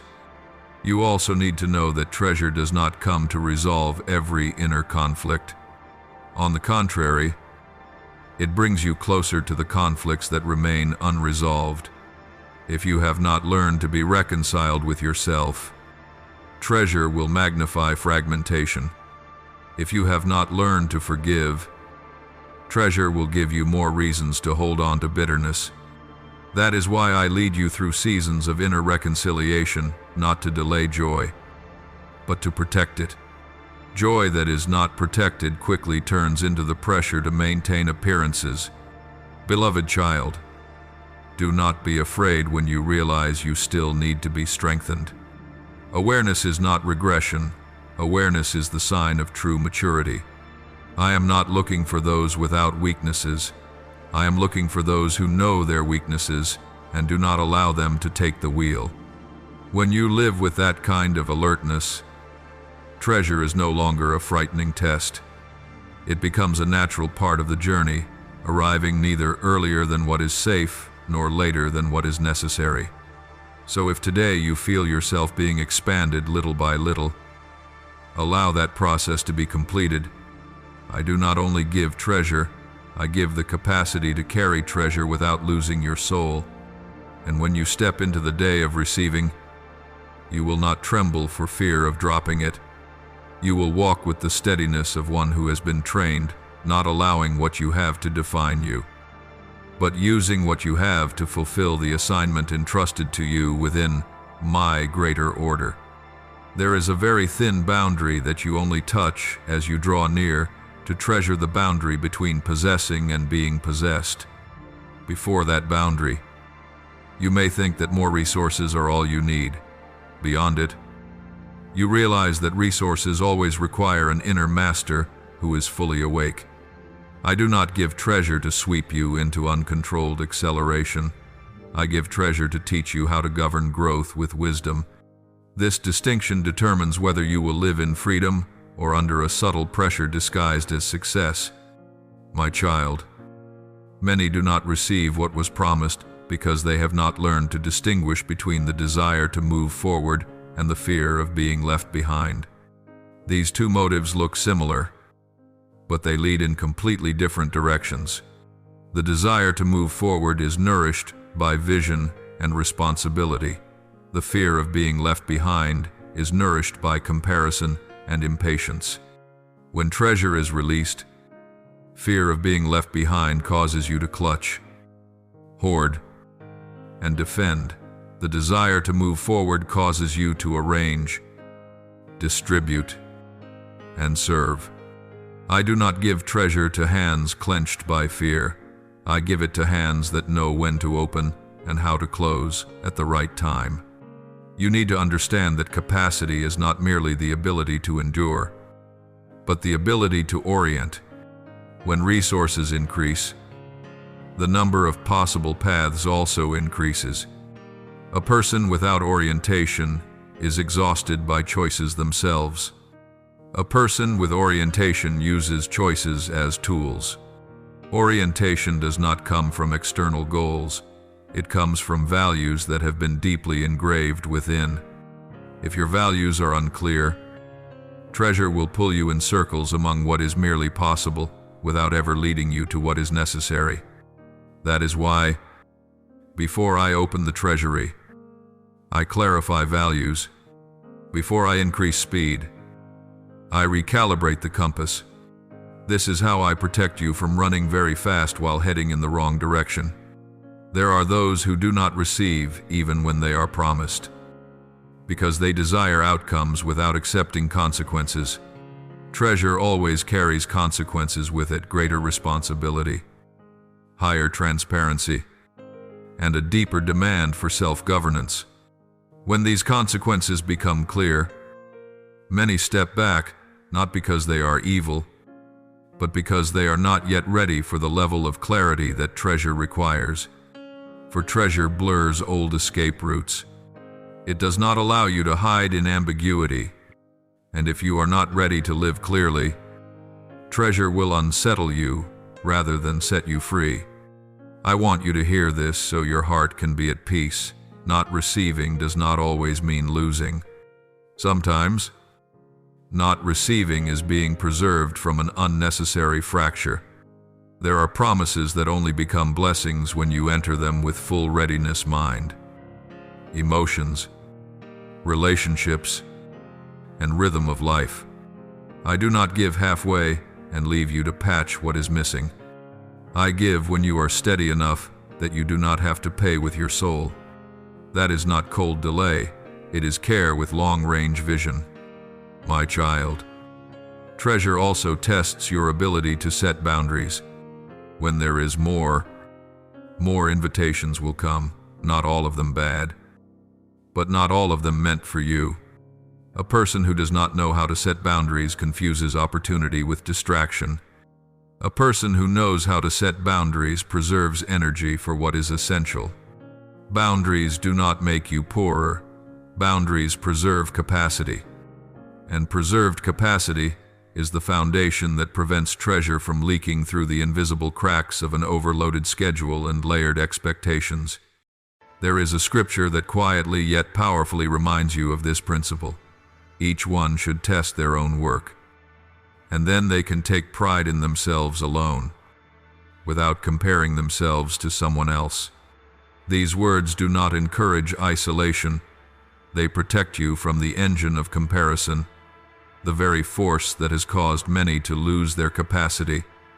The moment treasure touched their lives, when you take joy in your own work, you are not pulled into another person's rhythm. When you do not compare, you do not have to strain to prove yourself. And when you do not strain, you have space to carry what has been entrusted to you without breaking. You also need to discern the difference between growth and inflation. Growth has order, includes rest, and accumulates steadily. Inflation happens when resources arrive faster than your ability to integrate them. Inflation looks impressive but is fragile. Growth looks slow but is strong. I do not build your life through inflation. I build it through growth. So if you see treasure arriving in portions, understand that this is the grace of pace. The right pace teaches you integration, how to bring what is new into your life without collapsing what already exists. My child, many do not receive even when promised because they want to be seen rather than to become. True treasure does not only give you light, it gives you depth. If you seek light before depth, light will expose the empty spaces. If you choose depth first, light will simply illuminate what is already firm. I am not against you being seen.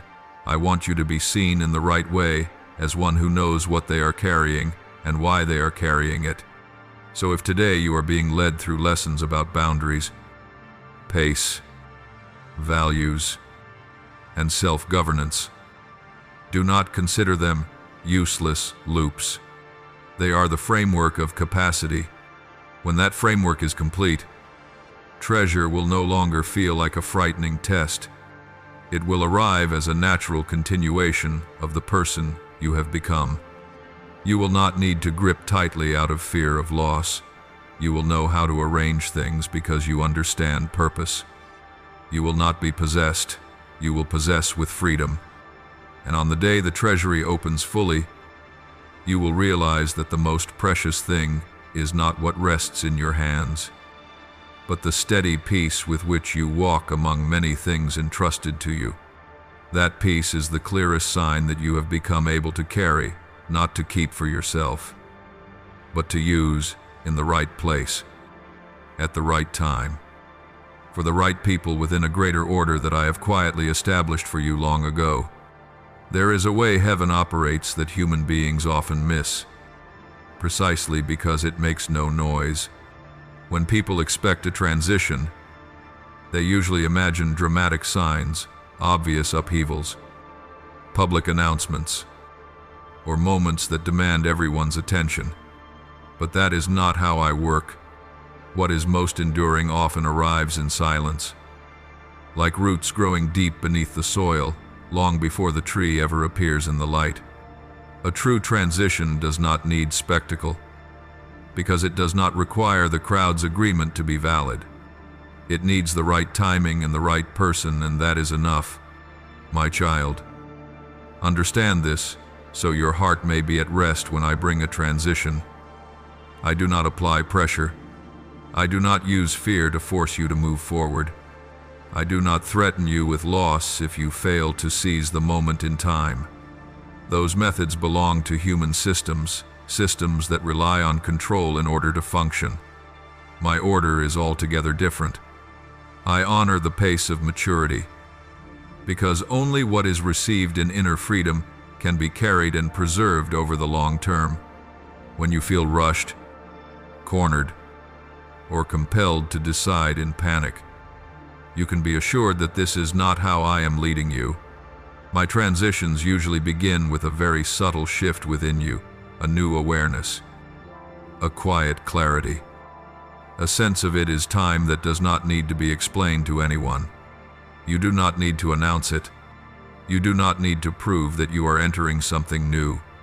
A true transition does not depend on external validation. It carries its own internal authority, the authority of one who knows where they have been placed. Once that authority is established, circumstances begin to adjust accordingly, not through shock or disruption, but through precise and intentional alignment. Many people miss a transition because they are waiting for an overwhelming feeling. They assume that if it is real, it will feel big. Yet I often do the opposite. I bring a profound simplicity. Choices become clearer, not because you gain more information, but because the inner noise subsides. Doors open without pulling you through them. They simply stand there, waiting for you to step forward. And if you do not step through immediately, they do not slam shut to punish you. They wait because a true transition does not need urgency to prove its power. My child, there is a clear sign that you are in a right and healthy transition. You do not have to force yourself to become someone else in order to fit. On the contrary, you become more natural, more consistent with the values that have been refined within you. You do not need to put on a new image. You simply lay down what is no longer necessary. The change is not loud, but it is deep. It does not require long explanations. It expresses itself through a visibly different way of living. Others will recognize it not because of what you say, but because of how you are present. There is a scripture that captures this way of working perfectly. The kingdom of God does not come with observation. These words do not deny the reality of the kingdom. They affirm that its presence is not dependent on outward display. When a transition takes place, you may still be doing familiar things, still moving within an outwardly unchanged rhythm, yet inwardly you are standing in a different place.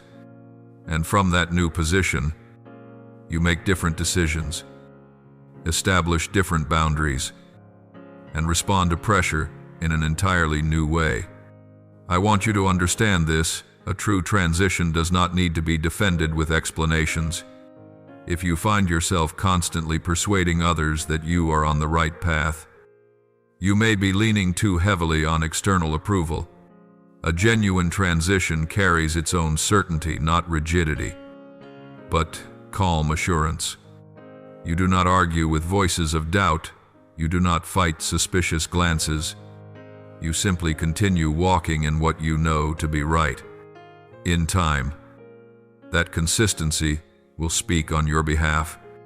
My child, I do not entrust great things through noise, because noise easily attracts motives that have not yet been purified.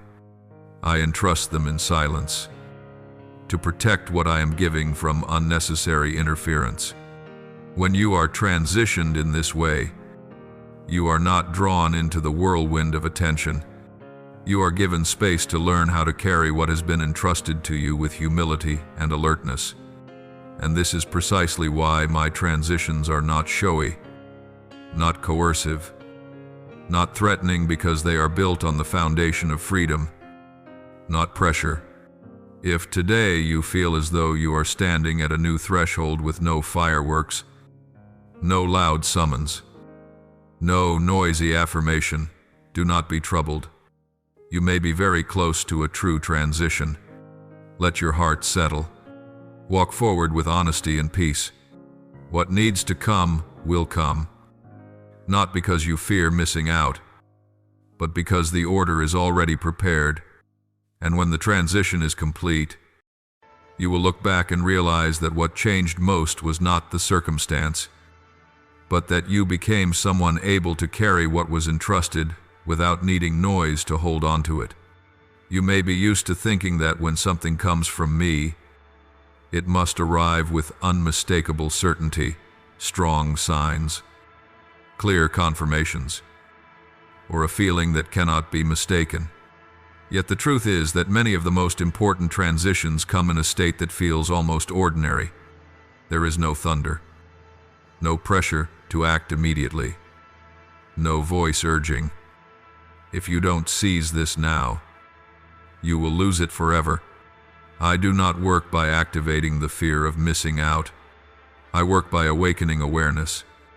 When you are truly in the right place, you do not need to be pushed. You will step forward naturally, as if you had been waiting for this all along without knowing how to name it. My child, let me be clear. A true transition does not require you to abandon everything in a dramatic moment. It often unfolds as a shift in center of gravity. The things that once consumed most of your energy begin to recede. The things that once lingered at the edges of your awareness begin to move toward the center. No one commands you to change. You simply realize that you can no longer live as you once did, not because of guilt or pressure, but because you see more clearly. And when vision changes, behavior follows in a very natural way. Many people miss the transition because they are searching for validation from the outside. They want someone to affirm, "This is the time. This is right. This is a legitimate step." But I do not build your life on the agreement of the crowd. I build it on the connection between you and truth. When that truth is clear enough, you do not need anyone's permission to move forward, nor do you need to resist anyone. You simply walk, and that very calmness is a sign that the transition is unfolding in the right way. A quiet transition also means it does not seek to impress. You do not need to astonish others, prove that you are advancing, or tell your story in a way that makes listeners gasp. My order is not established through attention, but through endurance over time. What comes from me will be able to stand without being protected by explanations. And if something can only exist while you continually defend it, it is very likely not built on a foundation I have laid. My child, there is a deep paradox in this transition when it is happening rightly. You will feel less need to speak, not because you are afraid, but because you no longer feel the need to persuade. You no longer have to retell the past to justify the present. You no longer have to exaggerate the future to make your steps seem reasonable. You simply live within what has been placed before you. And that selective silence will keep what I am doing from being distorted by unnecessary expectations. There is a scripture that reflects very clearly how I work in moments like this. The righteous walk in their integrity. This does not speak of naivete, but of an undivided consistency. When you walk in that integrity, You do not have to split yourself to please many voices. You do not move while constantly checking what others think. You walk whole, and that wholeness is the safe environment in which a transition can occur without being warped. A transition that is not forced also means I do not drag you from where you are by violence. I do not shame you for having remained there for a long time. I do not accuse you for holding on to what once sustained you in another season. I simply open another door, clear enough for you to recognize that you are ready to step through. If you need time to release, I give you time. If you need deeper assurance, I give you space. For what I am transferring does not require you to sacrifice your peace in order to receive it. My child, notice another important sign when a transition comes from me. It does not create panic about having to act immediately before it's too late. On the contrary, it carries a quiet certainty, as if you have arrived at the right place after a long journey. You no longer need to run. You no longer need to grip tightly. You no longer fear that if you slow by a single step, everything will collapse. What comes from me is not afraid of human pacing, because it is not sustained by tension. I also want you to understand that a transition without threats does not mean it lacks seriousness. On the contrary, precisely because it is serious, it does not need to threaten. It does not rely on fear to keep you close. It invites you through truth and leaves you free to respond.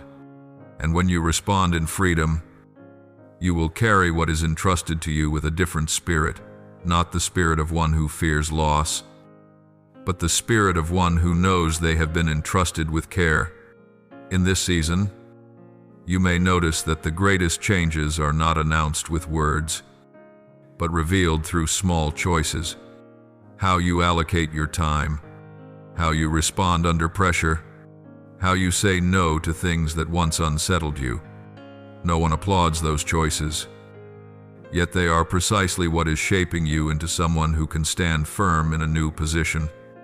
This is how I work. I bring about transition from the inside out, from identity to action, from inner clarity to outward order. So, my beloved child, if you are moving through a season where everything is changing without loud signals, do not dismiss it. Remain with that quiet.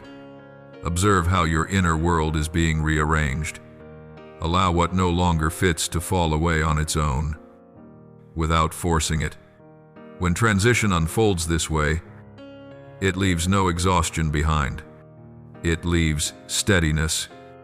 And from that steadiness, greater things are built, not through noise, but through the consistent presence of a person who is ready to walk in what has been entrusted to them. There is a very particular moment in every true transition when no one else recognizes that anything is changing. Yet you know within yourself that you are no longer standing where you once were, not because you have achieved something obvious, but because you can no longer return to your former way of living with the same posture of heart. What once made you cling now feels lighter. What once frightened you no longer holds the same power.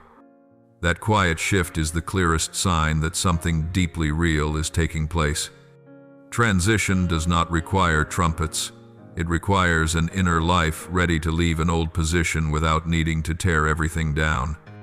My child, I want you to understand that what I am doing within you is not meant to impress, but to establish order. That order is not imposed from the outside. It forms as you naturally rearrange your life in alignment with what has been revealed to you. You do not need to announce that you are entering a new season. You only need to live consistently with the truth that has been opened to you. Over time, what no longer belongs will fall away, not through conflict, but through a lack of resonance. When something no longer resonates, you do not need to fight it, you simply keep walking. Some believe that if there is no obvious opposition, then what they are doing must not be significant enough. This is a misunderstanding. The deepest transitions often meet no direct resistance, because they do not challenge another person's ego. They do not compete for space. They do not strive for power. They simply stand in the place that is theirs. And when someone stands in their rightful place, what does not belong to them can no longer cling. There is no need to push away, no need to speak up, no need to prove anything. Order adjusts itself. You will also recognize that in this transition, I am not taking anything from you abruptly. I am not wrenching from your hands what once sustained you in another season.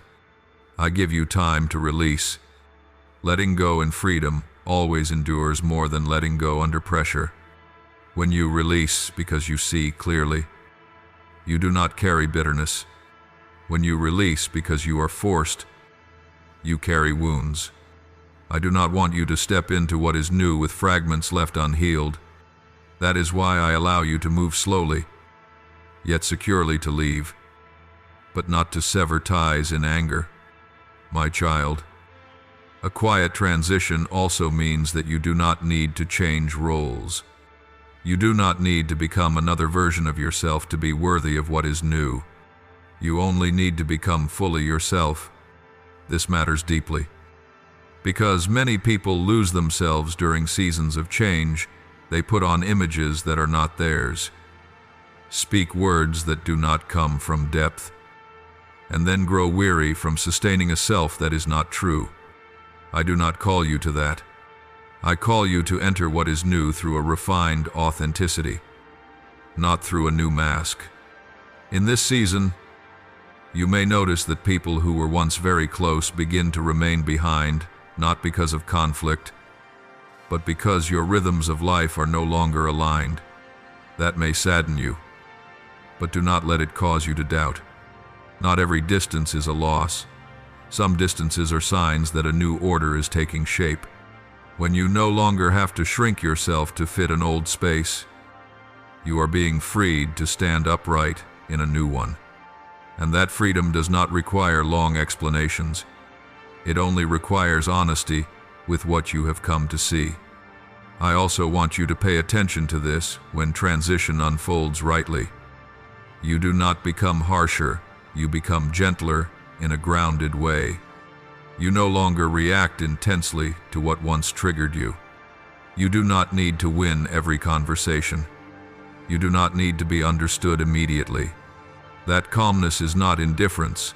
It is the mark of an inner life that has found its footing. And when you have footing, you are not swept away by the small movements around you.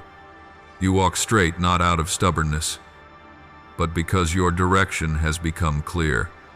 My child, many people expect a transition to arrive as an explosive moment, but I most often grant it as a steady process, not to disappoint you, but to protect you from exhaustion.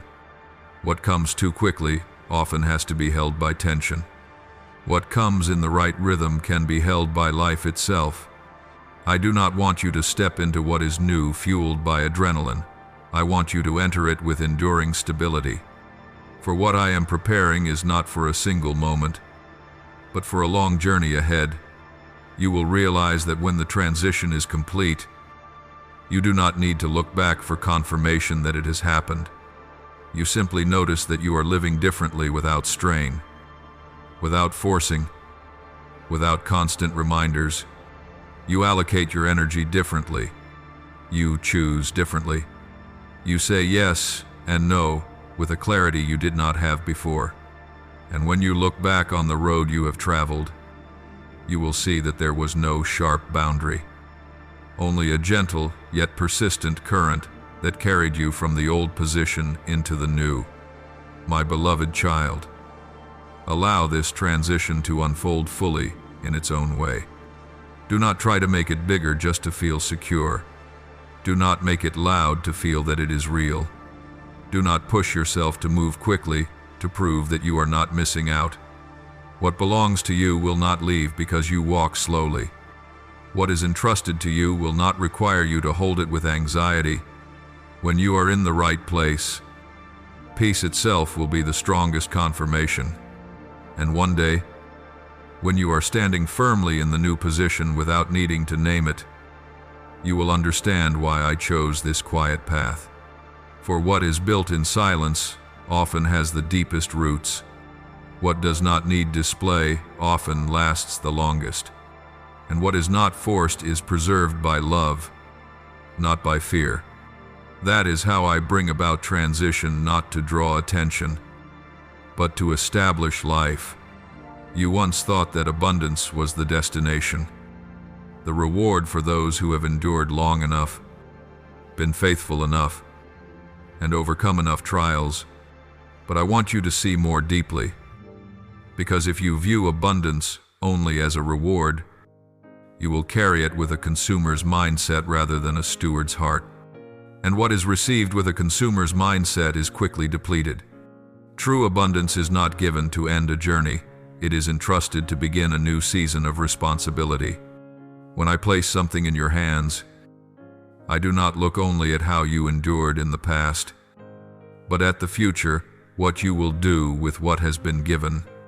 My child, this is where many stumble. They prayed for abundance to feel lighter. Yet when abundance arrives, the burden simply changes shape. It is no longer the weight of lack, but the weight of choice, of influence, of consequence. Abundance opens many doors, but each door requires you to enter with awareness. If you think abundance will make life simpler, you will be surprised. It does not make things simpler, it makes them clearer. It exposes motives, priorities, and what you truly value. And if you have not learned to live with clarity, abundance will make you more tired rather than more free. I do not give abundance for you to prove your worth.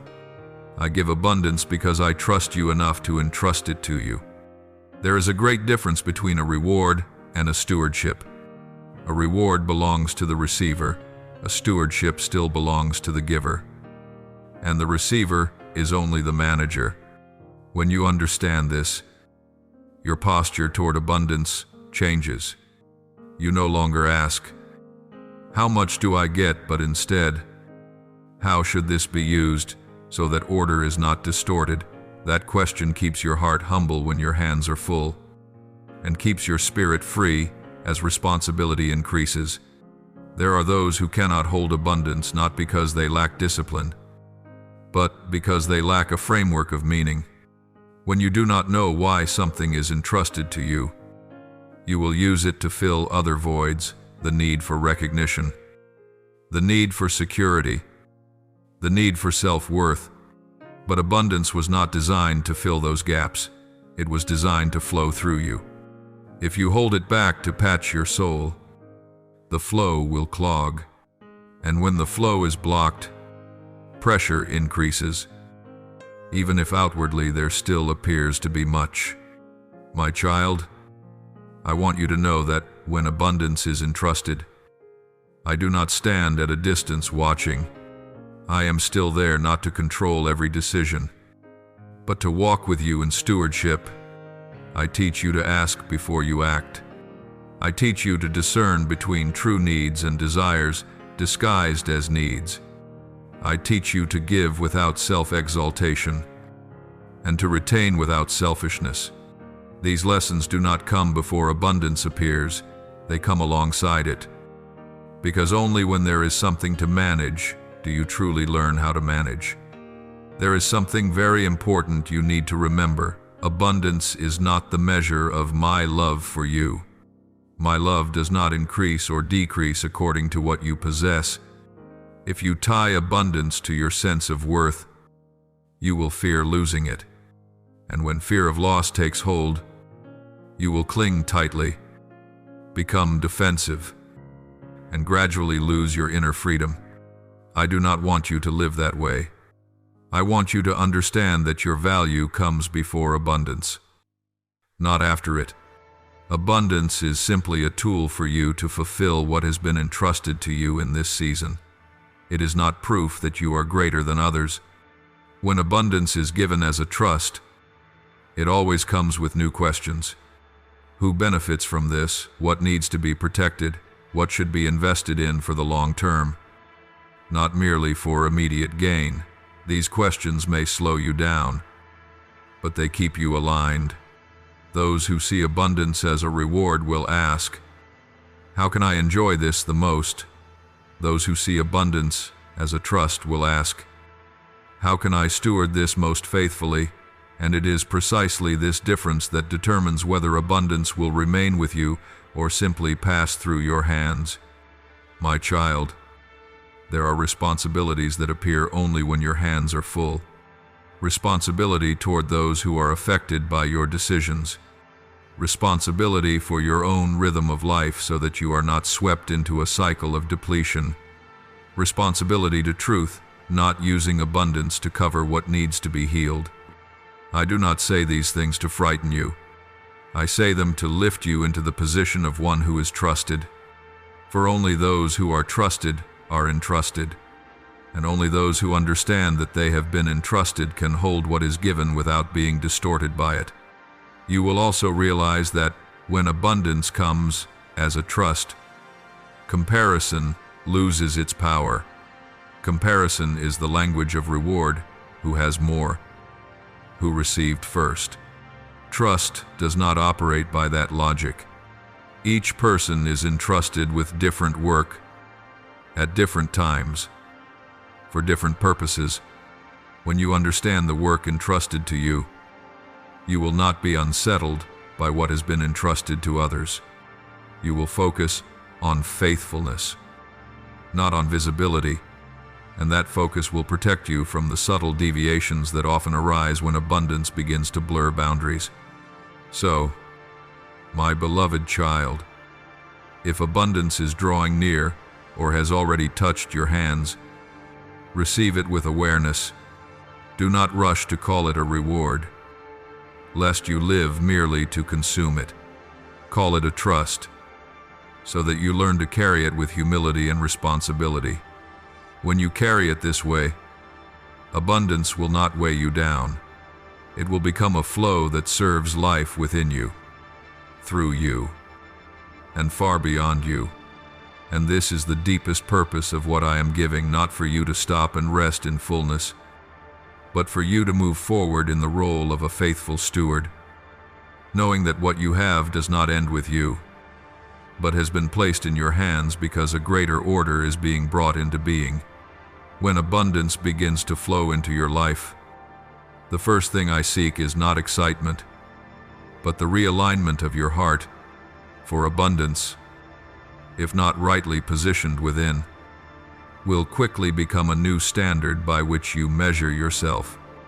You will begin to weigh value by quantity, by speed, by the capacity to expand. But I do not give abundance so that you exchange one form of bondage for another, more subtle one. I give abundance so that you may learn to stand firm in freedom, where you can have much without being possessed by what you have. This is a lesson faced only by those who truly enter abundance, not the challenge of lack, but the surplus of choice. You will notice that when abundance arrives, decisions that were once simple become more complex, not because you lack wisdom, but because each decision now carries wider impact. A wrong choice no longer affects only you. It reaches those connected to you, your family, your collaborators, and those indirectly influenced by your rhythm of life. Therefore, abundance calls you to develop a new kind of wisdom, the wisdom of weighing consequences, not just outcomes. I do not draw you into this to make you anxious, but to help you grow in the ability to see one step further, think one layer deeper, and move one beat slower when needed. My child, there is a very subtle temptation that accompanies abundance, the temptation to equate capability with authority. You may be able to do more, but not everything you can do is what you should do. Abundance expands capacity, but authority must remain within the boundaries of guidance. When you begin doing everything simply because you can, You will soon find yourself scattered. And scattering does not make you poor overnight. It causes you to lose focus, allowing energy to leak into unnecessary directions. I do not give abundance so that you do more. I give it so that you do what is right more precisely. In this season, I also invite you to learn how to steward your pace. Abundance tends to accelerate more opportunities, more invitations, more projects, more expectations. But a fast pace is not the same as a healthy pace. You must learn to keep your own rhythm amid the many rhythms pulling at you. This is not resistance to growth. It is the protection of depth. For depth sacrificed to speed will soon make growth fragile. I want you to grow in a way that can stand through many seasons, not merely flare up in a single moment. Abundance also brings with it a very real test of contentment. Not contentment that causes you to stop, but contentment that keeps you from being pulled into the spiral of constantly raising the bar out of fear of falling behind. When you do not know contentment, abundance will never be enough. It becomes merely the next rung in an endless ladder of comparison. When you do know contentment, abundance becomes space for you to breathe, to give, to invest in things that do not yield immediate returns but sustain life over the long term. I do not want you to lose the ability to be content, for that ability is the boundary that protects your soul from the invisible pressure of always needing more. My child, an essential part of stewardship is responsibility toward truth. When abundance comes, you will have many ways to cover fatigue, gaps, and unhealed places. You can purchase comfort to avoid facing what is unresolved. You can stay busy so you never have to pause. But I do not give abundance so that you may hide. I give it so that you may face the truth in safety. If you use abundance to avoid truth, it will cause that truth to grow larger in the shadows. If you use abundance to create space for truth to be touched, it becomes an instrument of healing.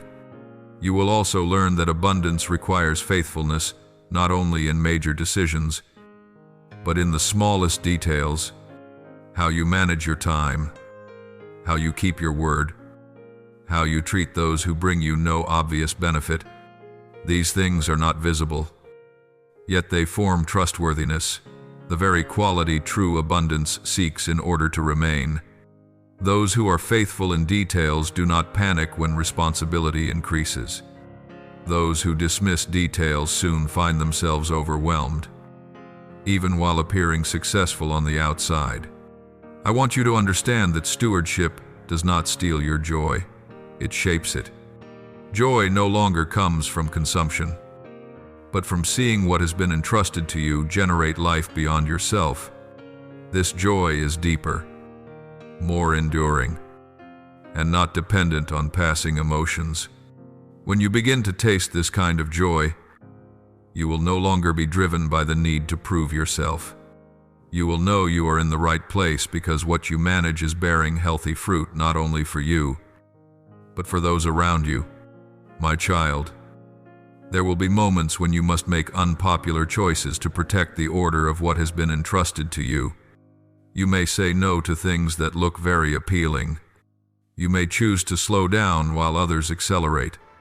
These choices may not be understood immediately, but they keep you from trading depth for display.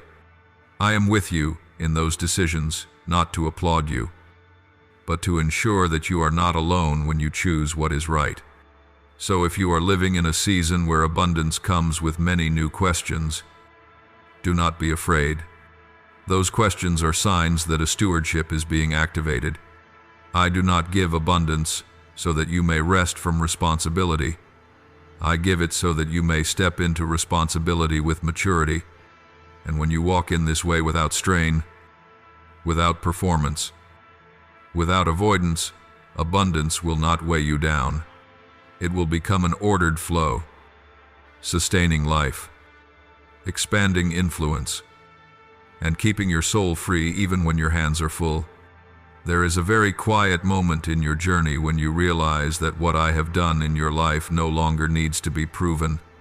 It requires no explanation, no scorecard, no comparison. It simply stands steady, clear, and real enough to remain unmoved by outside opinions. That moment does not arrive with applause. It comes with a deep, peaceful certainty. I have walked the right path, even when I did not understand it. And at this point, what has been entrusted to you begins to shift from personal experience into living testimony, not testimony told with words, but with the way you are present in life. You will recognize that the strongest testimony lies not in what you say has happened, but in who you have become after it all. Those who once saw you struggling, weary, even doubtful, now see a different kind of steadiness. Not steadiness because everything is perfect, but steadiness because you are no longer carried away by every small fluctuation. You do not react as before. You do not fear as before. You no longer need to cling in order to feel secure. And this change, quiet, unembellished, causes others to begin asking deeper questions about the source of that strength. My child, I never intended for you to become an example for others to admire. I intended for you to become proof that life is possible to rise after injury, possible to move forward after delay, possible to steward abundance without losing the soul. When others see you living this way, they are not forced to believe. They are invited to hope, and that hope does not come from hearing how much you received, but from seeing that what was given has been placed in its rightful position. Another subtle change will occur as you enter this season. You will speak less about what you have overcome and live more fully in what is now entrusted to you. Not because the past is unimportant, but because it has completed its work. It has shaped your depth. You no longer need to return there to find your identity. You move forward with the freedom of one who has made peace with what has been. And as you live this way, the past, however painful, no longer remains an open wound, but becomes a quiet foundation supporting each step you take. My child, a living testimony does not seek to persuade. It does not argue with doubt. It does not need to prove itself right. It simply exists. And in its existence, it raises questions for those who observe. Why is this person not distorted by what they possess? Why are they not bitter about what they once lost? Why are they not afraid of the future as so many others are? These questions are not answered with theory, but with the consistency of your life over time. You will also realize that when what is entrusted to you becomes a testimony, you no longer live only for yourself, yet you do not lose yourself either. These two realities are not in conflict. You live with the awareness that every choice, every response, every act of stewardship ripples outward, not because you are prominent, but because health naturally carries influence. People learn peace by being near the peaceful. They learn faithfulness by working alongside the faithful. They learn how to wait by watching someone who is not panicked by time. And in this way, your life becomes a safe space for others not to lean upon, but to be reminded that a healthy path truly exists. My child, there will be times when you do not immediately recognize the impact of your life. You may think you are only doing very ordinary things, stewarding well, keeping your word, living with consistency, resting in the right rhythm, giving in the right places. Yet it is precisely these ordinary things, when lived with awareness, that become the most extraordinary in a world accustomed to extremes and display. You do not need to add anything in order to become a testimony. You only need not to lose what has already been placed into your hands. As you enter this season, There is one important thing I want you to hold in your heart. Do not let becoming a testimony turn into the pressure to live correctly. You are not called to be perfect in the eyes of others. You are called to be truthful before me. When you stumble, you adjust. When you are tired, you rest. When you are unsure, you pause to listen. It is this honesty that keeps your testimony from becoming a performance. People do not need a flawless model. They need to see a real person living under real guidance.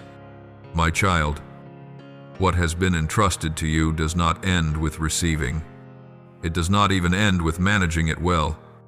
It finds its fullness when your life reflects the order that has been established, the order of freedom, responsibility, and life. When you live within that order, you do not need to explain what I have done for you. Others will see it in the way you walk through success without pride, through trials without despair, and through abundance without losing your way. And it is here that part 9 of the journey begins, not as an ending, but as a deeper continuation. No longer a story about what you have been given, but a story about what I can continue to do through you. Not loudly, not with display, but steadily, clearly, and authentically enough to stand the test of time. As you walk in this, you will understand that all the previous parts, waiting, preparation, transition, and stewardship, have led you here, a life that becomes a testimony without needing to speak. Thank you for listening to today's message. Please subscribe and turn on notifications so that we can continue receiving words of life together, building a firm faith, and walking in the boundless love of the Lord. Amen.